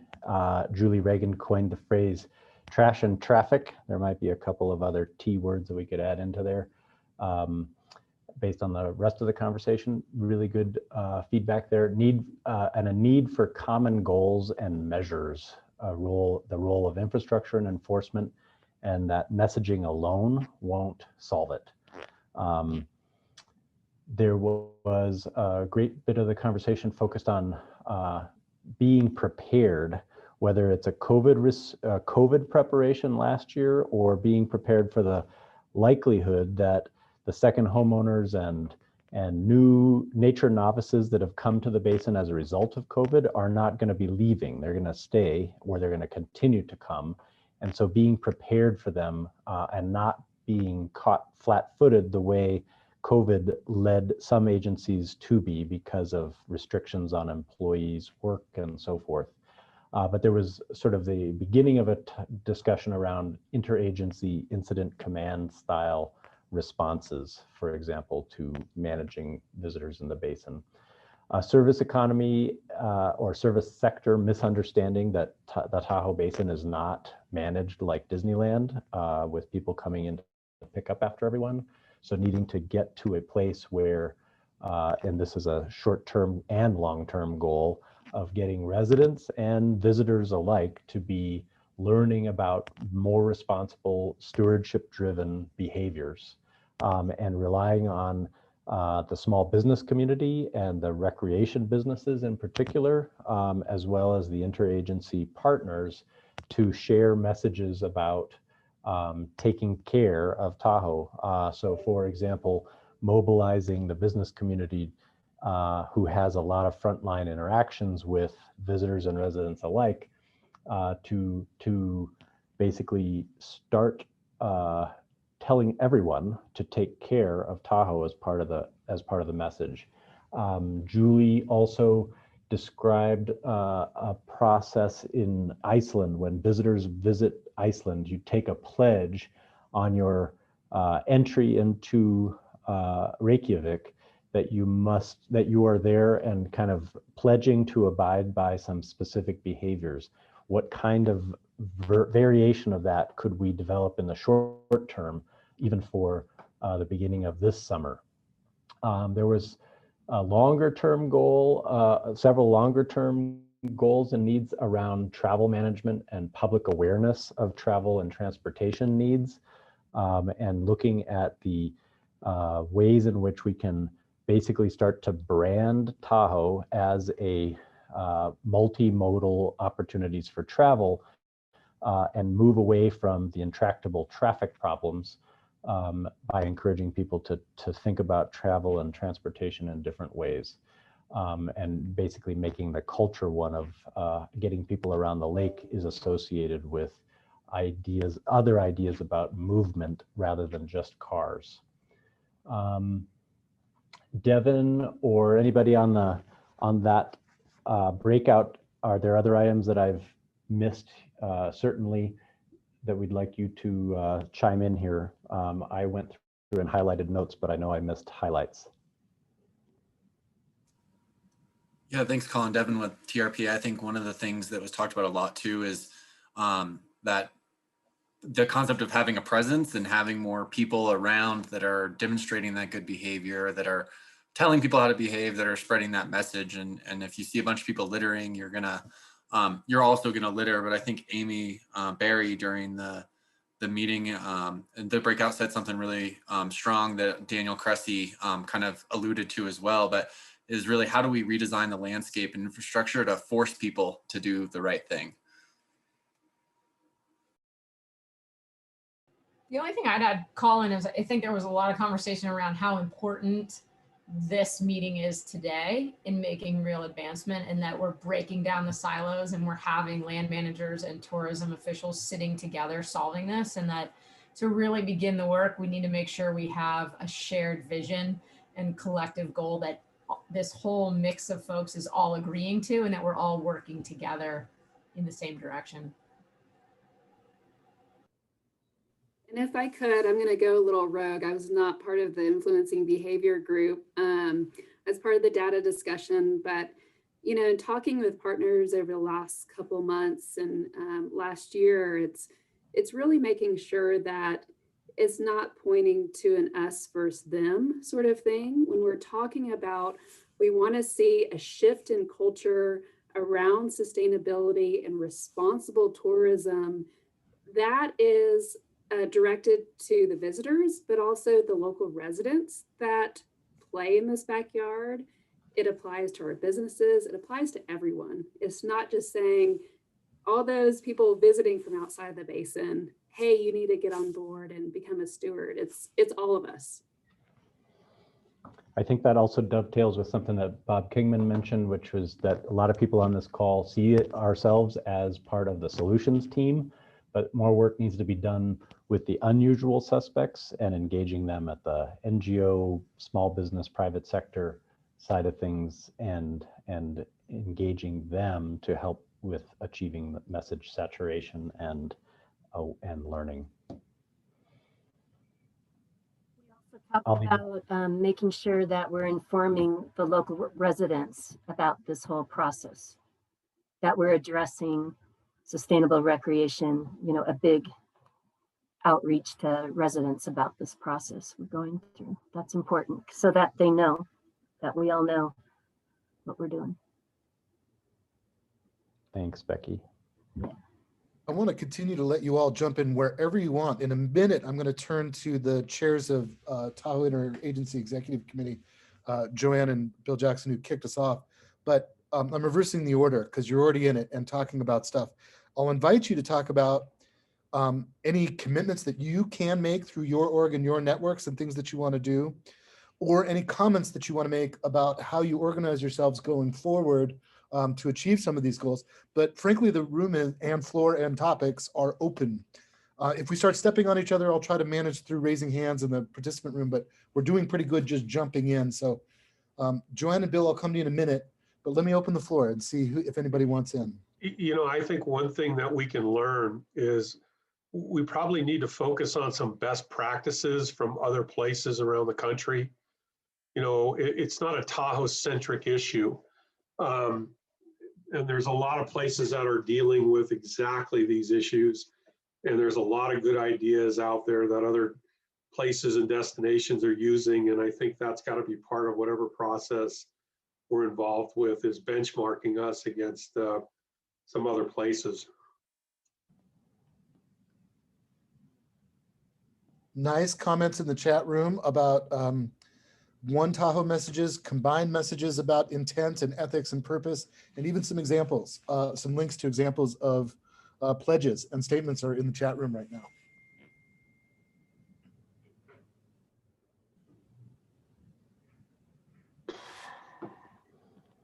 Important that we all recognize too that when the local residents, like we had this summer, when a lot of local residents went out to our roundabouts and just were kind of had their hands up like, we're too busy and go home and all that our environmental agencies that they show up and maybe take the lead of the messaging. I think a lot of our residents are really begging for help. And a lot of times I think that we just talk amongst ourselves and instead of really showing the local residents that we have their backs. And, that to me was just like this big cry of, where's Keep Tahoe Blue, or where's Take Care to stand out here with us, or, anyway, we got to just, how do we break that and crack that nut of the residents feeling good about what we're doing, because that is part of our mountain culture, is being safe and the stewardship. and access, but we gotta make sure that all the residents know we have their backs. I don't know if that makes sense. What I'm trying. I think that's super important, but I also want to put in context there Carol Chaplin's comment that may be unpopular among residents, the idea that they're not as responsible steward oriented as they might like to think that they are or we are, and that is an education need as well. So trying to look to models, remembering that we're not alone. We're not the Tahoe Basin is not the only place that has these kinds of challenges. It's a global threat. So there are models that we can potentially crib from elsewhere. We don't have to create them wholly newly. An interesting question in the chat room. Folks are talking about different ways to roll out a pledge, either through free permits and through other things. But Devin asks an interesting question. Any evidence that pledges work? Is Stacy Lichka on from Conservation Science Partners? Because we're having conversation with Conservation Science. Oh, there you are. Do you want to answer that question?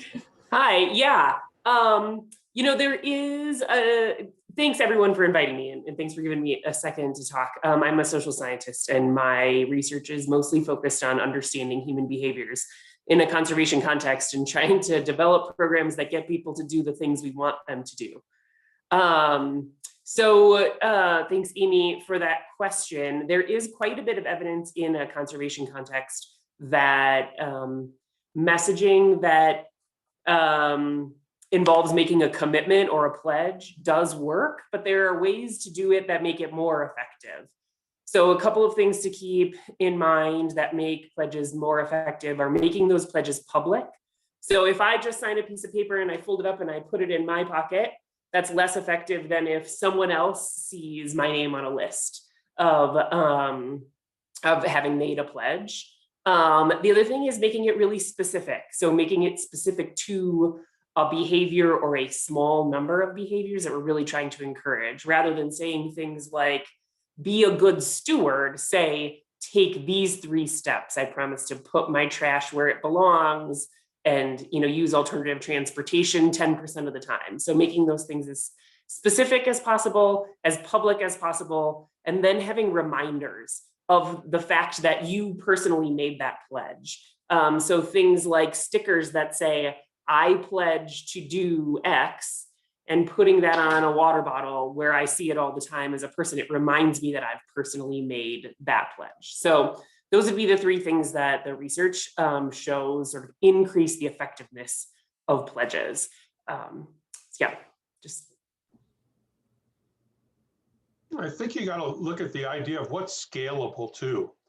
We have millions of visitors to this place, you know, and according to, you know, some of the data, 20 or 30 or 10 or whatever millions, what ideas are scalable? You know, a pledge on a laptop, those are nice, but we have to think in terms of scalability. How do we bring that to a much bigger, you know, mass of people? And so I think that's just something we got to keep in mind as we think about these things. I now have a queue. Thank you, Carl. Joanne, please, and then Daniel. Thanks, Kaylin. I think your question to us was, you know, on the order of commitments, organizational commitments. So what I'll put on the table here, I think people are aware of this. TRPA together with TTD is leading a transportation funding initiative. We have a $2.5 billion transportation plan, and there are significant elements of it that just simply don't have adequate funding sources. So we are working with the 2 states on an initiative to put together a proposal for how we might look to some additional transportation revenue. So that's a commitment on our part. I would also like to bring up to the group, at least for this coming season, to some degree, COVID is still going to be with us. And I think we need to continue the work of that collaborative group that formed last year, the land management group that formed last year, to really coordinate across jurisdictions and among the different land management agencies, and as to how we, are there special requirements this year? Again, do you have the resources that you need? Where are the problems? So this is the trash, litter, illegal parking, all of that set of problems. And I would invite TRPA to work with the Forest Service on how we lead that collaborative group again this season. Daniel, Andy, Amy, please. Yeah, I was in the shared stewardship conversation. One of the ideas that I kicked off the group with, which we didn't come back to at all, and I haven't heard anybody else talk about sort of financial resources as a bottleneck or a constraint or a critical issue.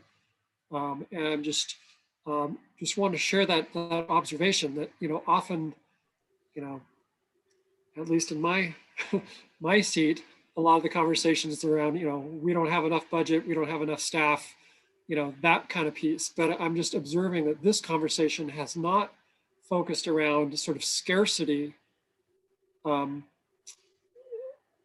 It's been more around like where's our creativity and which ideas should we focus on. And I just think that it's an interesting dynamic this morning. Andy, please.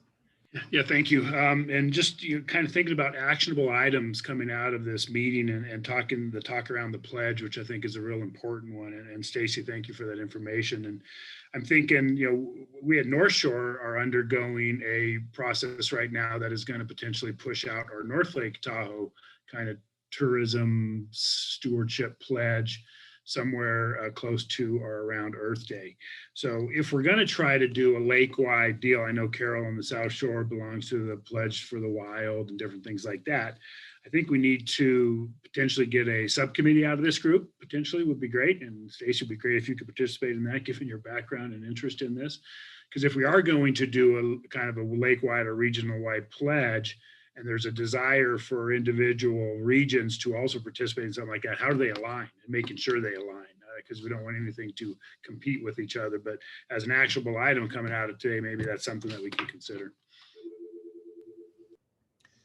Amy.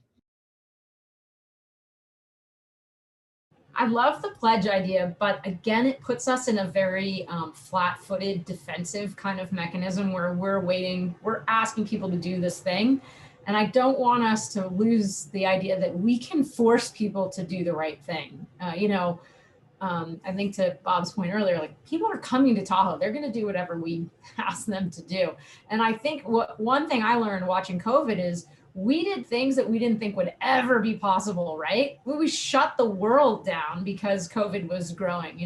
The Forest Service shut down the entire California National Forest this summer because of wildfires. I mean, I think we have to be bold. I think we have to, whenever we pause to do something, we have to ask ourselves, what are we afraid of? And we have to say, okay, you know what? We sometimes can't leave it up to people to take a pledge and do the right thing. We have to redesign systems to make them do the right thing. I think we can't lose sight of that. I'm going to put you in charge of my diet. Floor is open, folks.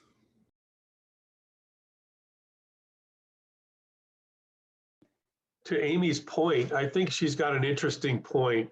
And we've seen throughout California, different communities utilize different approaches like that to shut down, certain experiences when they just get too out of hand. And I don't know what those would be here, but we've seen, the flower fields get overrun and city councils and counties shut down parts and pieces of tourism. I mean, that's a little bit of a hammer, but it's, I think, a tool you have to look at.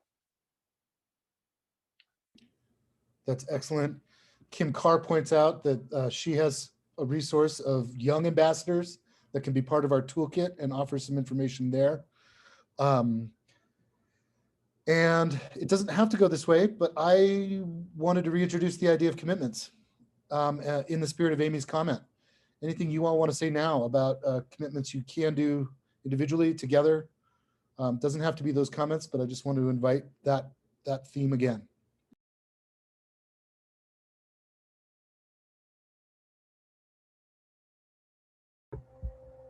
Yeah, if I could hop in there in terms of commitments, you know, I would concur with what Joanne said. You know, I certainly will commit myself and my staff to those continued conversations around, you know, the collaborative working group and looking at those short-term impacts that we expect to see here in a few months, you know, when things dry out and people start arriving. So, you know, being a continued part of that conversation to address those, you know, those capacity needs, those capacity issues that were mentioned earlier. And then certainly, you know, you all have my commitment for continued collaboration around efforts that are already in motion or to be in motion soon with those corridor access management plans and projects that are coming out of those, and other individualized projects around recreation, access, transportation. So certainly we can commit to continuing, you know, our partnership there. And then probably, you know, third in my mind is being new. You know, I can have the privilege of looking at, you know, what are the tools available to us in terms of short-term management actions. So for example, collectively, what are the Forest Service special orders that exist out there across the basin, and closure orders, and those things that influence visitor behavior, more or less. We have them in wilderness areas, we have them at developed rec sites. So, you know, maybe taking a pause and looking at those again. Sometimes those expire and they need to be redone or refreshed, renewed. So taking a good look at those special orders that exist or that don't exist around the basin as a means of further influencing visitor behavior. Amy, would you like to, you've got it in the chat window, but would you like to say your comment out loud? Oh, I was just saying, I think it's wonderful to have, as Joanne and Bill said, to recommit to lead the efforts. I think it'd be wonderful if we could have a third leg to the stool and ask somebody from the tourism community to join them as co-leads.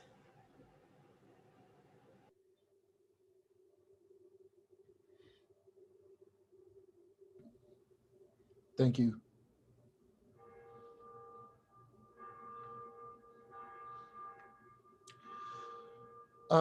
This is Daniel, real Robert, quick. please This go is ahead. Bob Murgell. I'm the administrator for Division of State Parks, and certainly will commit to provide our resources, team members to be a part of this collaborative group as well moving forward. We recognize our role in the congestion issues and just the bringing more people into that area. So we're absolutely committed to stay involved and do anything we can from our part. I'd like to pose a question to the group, which is, what perspectives did we not have represented today, or what did we miss out in today's conversation? Is there anything that's sort of glaring to anybody? Representation that was absent, or concepts that are, obviously missing?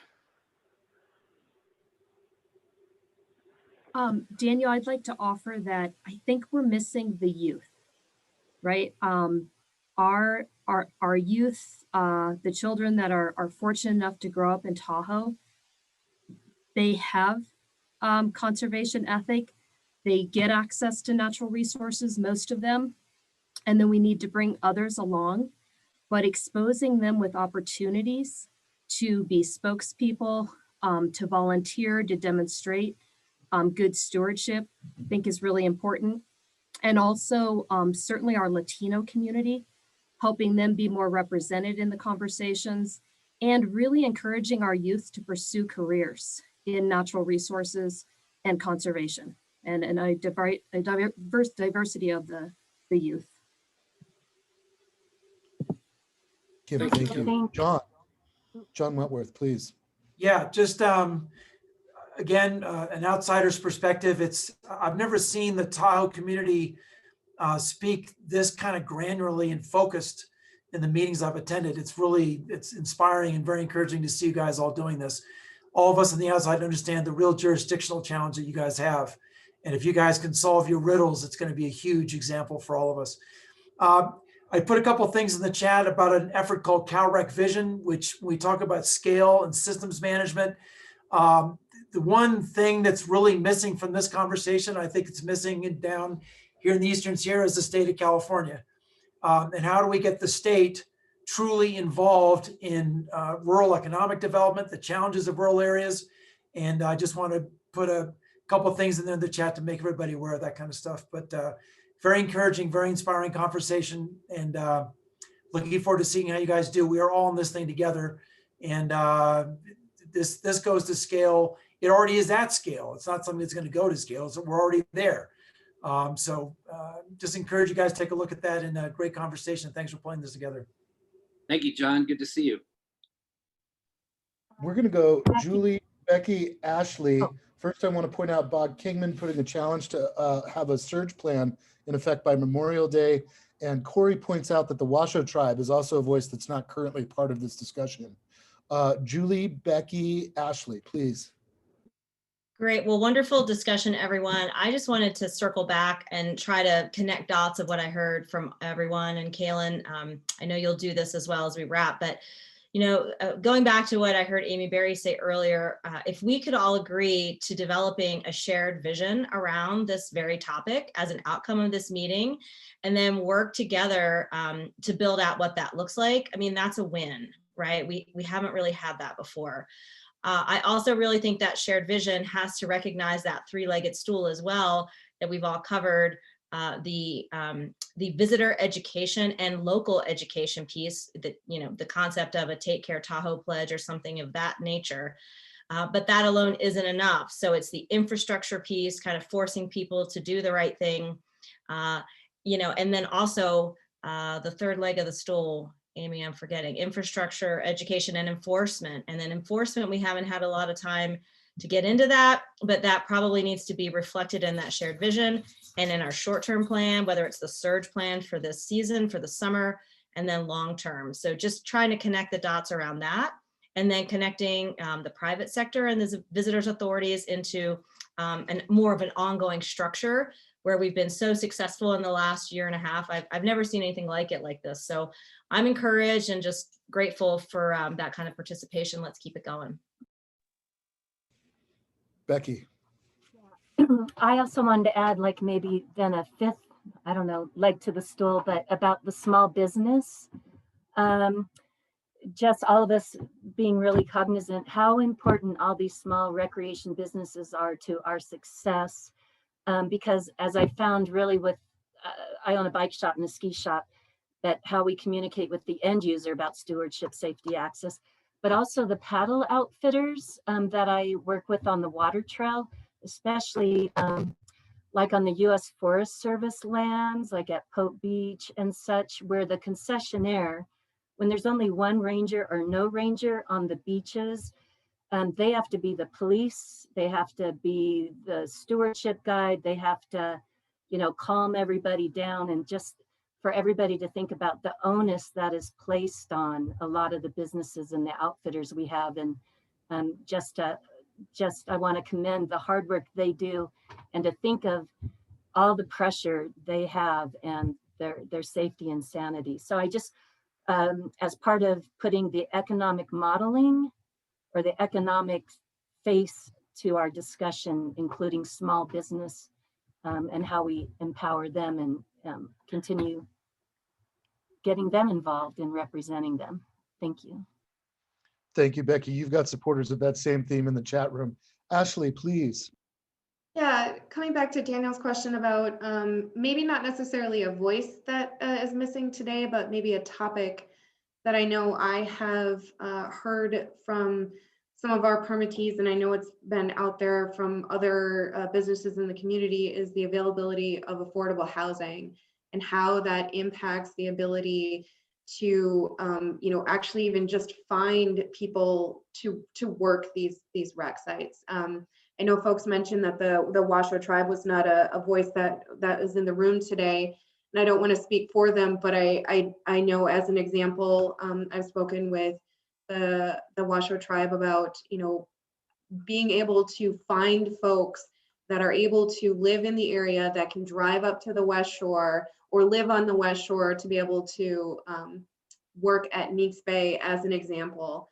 And that is sort of ubiquitous through a lot of our rec sites that we have. And when our permittees can't find folks to be able to work these sites, it just adds stress in the system. It hampers their ability to perform in all of the roles that Becky was just mentioning that we have placed upon them, of being the, providing the service, being the enforcers, being the stewardship folks who are handing out these messages. And so that really does impact, in a roundabout way, behavior on the land. Thank you, Ashley. Crew points out that another possible missing voice from these discussions is the visitor. If you like, I can represent that voice and say that I just want a dedicated parking spot everywhere I go. No, I'm just kidding. Still mean to be flip. This is real. Carl, you're next. Yeah, I want to pick up on a point Becky was making earlier. We have to bring the private sector in, because they have probably the biggest leverage in messaging with what they do, whether it's ski resorts or individual small businesses. It's a tremendous leverage of messaging, and they've got to be brought in because they are at the point of contact. At the end of the day, they are, really at the point of contact. And we're working on a project on the Eastern Sierra, and part of that project is messaging, and it has to include the private sector as well as agencies, as well as NGOs and so forth. And so I think that's critical. We have to design to the smallest level, but we have to design ideas that are scalable and can be implemented through the private sector, not just the agencies and the visitor authorities. I wonder if two Stevens want in. Stephen, your comment is clear in the chat room, but you're welcome to chime in about the importance and how difficult it is that a lot of these management techniques have the potential of excluding those with fewer resources. Stephen Byrne, would you like in? Or would you, you're certainly welcome to let your written comment speak for itself. It does. I don't really have too much to add on that. I just feel like it's really difficult to build a strong local community that's going to focus on sustainability if teachers and middle income folks can't afford to make the big investment to build wealth and to be able to build local wealth and communities where people don't have to travel very far. Sustainable communities here in Tahoe. I know for one that this is very much personal, because watching, especially over the past year, home values in my community in Incline Village go way up. And my wife and I'm a state employee and my wife is a teacher. I mean, to be able to have that piggy bank of a home seems pretty out of reach right now. And we'd like to be here, but and how are we going to be able to keep these people here? That's all. Thank you. Thank you. I'd like to make two observations, then it's time to move towards closing comments. First of all, Stephen and Ashley, and those, you're getting a lot of resonance in the chat room right now. People are recognizing this is a huge factor, that locals, employees, and those that provide services and are the community need to be able to be there. And I'm posing this as an open-ended question, not for answering now because we're at the end of our session, but I'm not sure where those categories of issues fit in our breakout of 3. I don't know if it deserves its own focus or if it gets fit within one of those 3 areas, but this local communities, affordability for locals, you're telling us it's important. I don't know where it fits. I'm just posing that as an observation. I'm not asking for an answer now. Um, Joanne and Supervisor Jackson, I'd like to, you've been commenting, and so perhaps you've already done so, but I wanted to give an opportunity for closing comments, if you'd like it. Well, I'll start with just the quick closing comment of this has been a fabulously rich conversation. You can see the scope of issues, and we are going to have to lump and split these things in order to begin to be able to tackle them, because you know, this is the proverbial problem of you can't chew the whole elephant. So we're going to have to take all of this input, and we anticipate that there will be, you know, additional workshops like this where we'll synthesize and bring back further discussions, perhaps on some more focused issues or not. They may not be that focused, we'll see. But I want to thank everybody for their participation today. And there are many related areas. And so, you know, just by way of example, on the housing issue, there are lots of other collaboratives working on the housing issue. I don't think it will be imported into this discussion. So we're going to have to decide what are the boundaries of, you know, outdoor recreation and sustainable recreation issues. So I thank everybody for their input today. And we have a lot to work with here. Very much appreciated.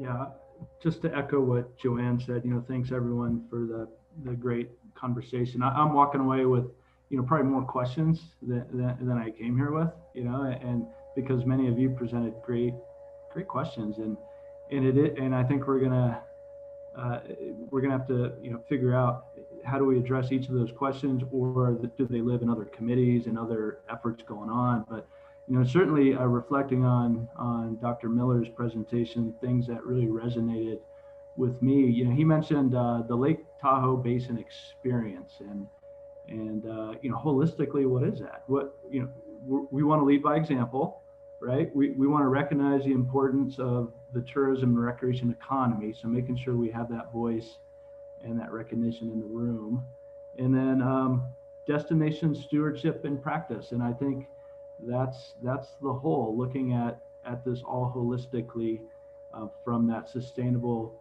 tourism model, and not only from the sustainable recreation model, which is where I usually live in. You know, in the Forest Service, that's our lane, is that it's sustainable recreation management, you know, looking at the 3 E's: engineering, education, and enforcement. But broadening that to look at, well, you know, I can chase an issue at Pope Beach, or the state can chase something at Sand Harbor. And, you know, that's like an incident within an incident that we address our resources at, and we look for grant funding. But holistically, what is that sustainable, you know, tourism model and need that really we need to look at to consider all the factors? Because I could chase one issues all day of the week, every day of the week, but, you know, holistically, what is that vision? What is that Lake Tahoe Basin experience we want to offer? So, you know, I've learned a lot, and I look forward to continued conversations around this topic. So thanks everyone, and thanks for the great facilitation. We were very pleased to be a part of it. Thanks, Steve Tashari, for referencing what some of the different housing efforts that are going on outside of this group. But this is the end of our session, folks, and lots more work to do. Thank you for your constructive, thoughtful, efficient participation. We got a lot done in not much time, and did so remotely. Thank you for a good session. Lots of good work to do. We look forward to next discussions. Thank you, and the planning team. Thanks, everybody. Thanks to the planning team. They did a lot of work on this. Thanks, everybody. Folks, take care. We're adjourned, and we'll talk soon. Thank you. Thanks, everybody.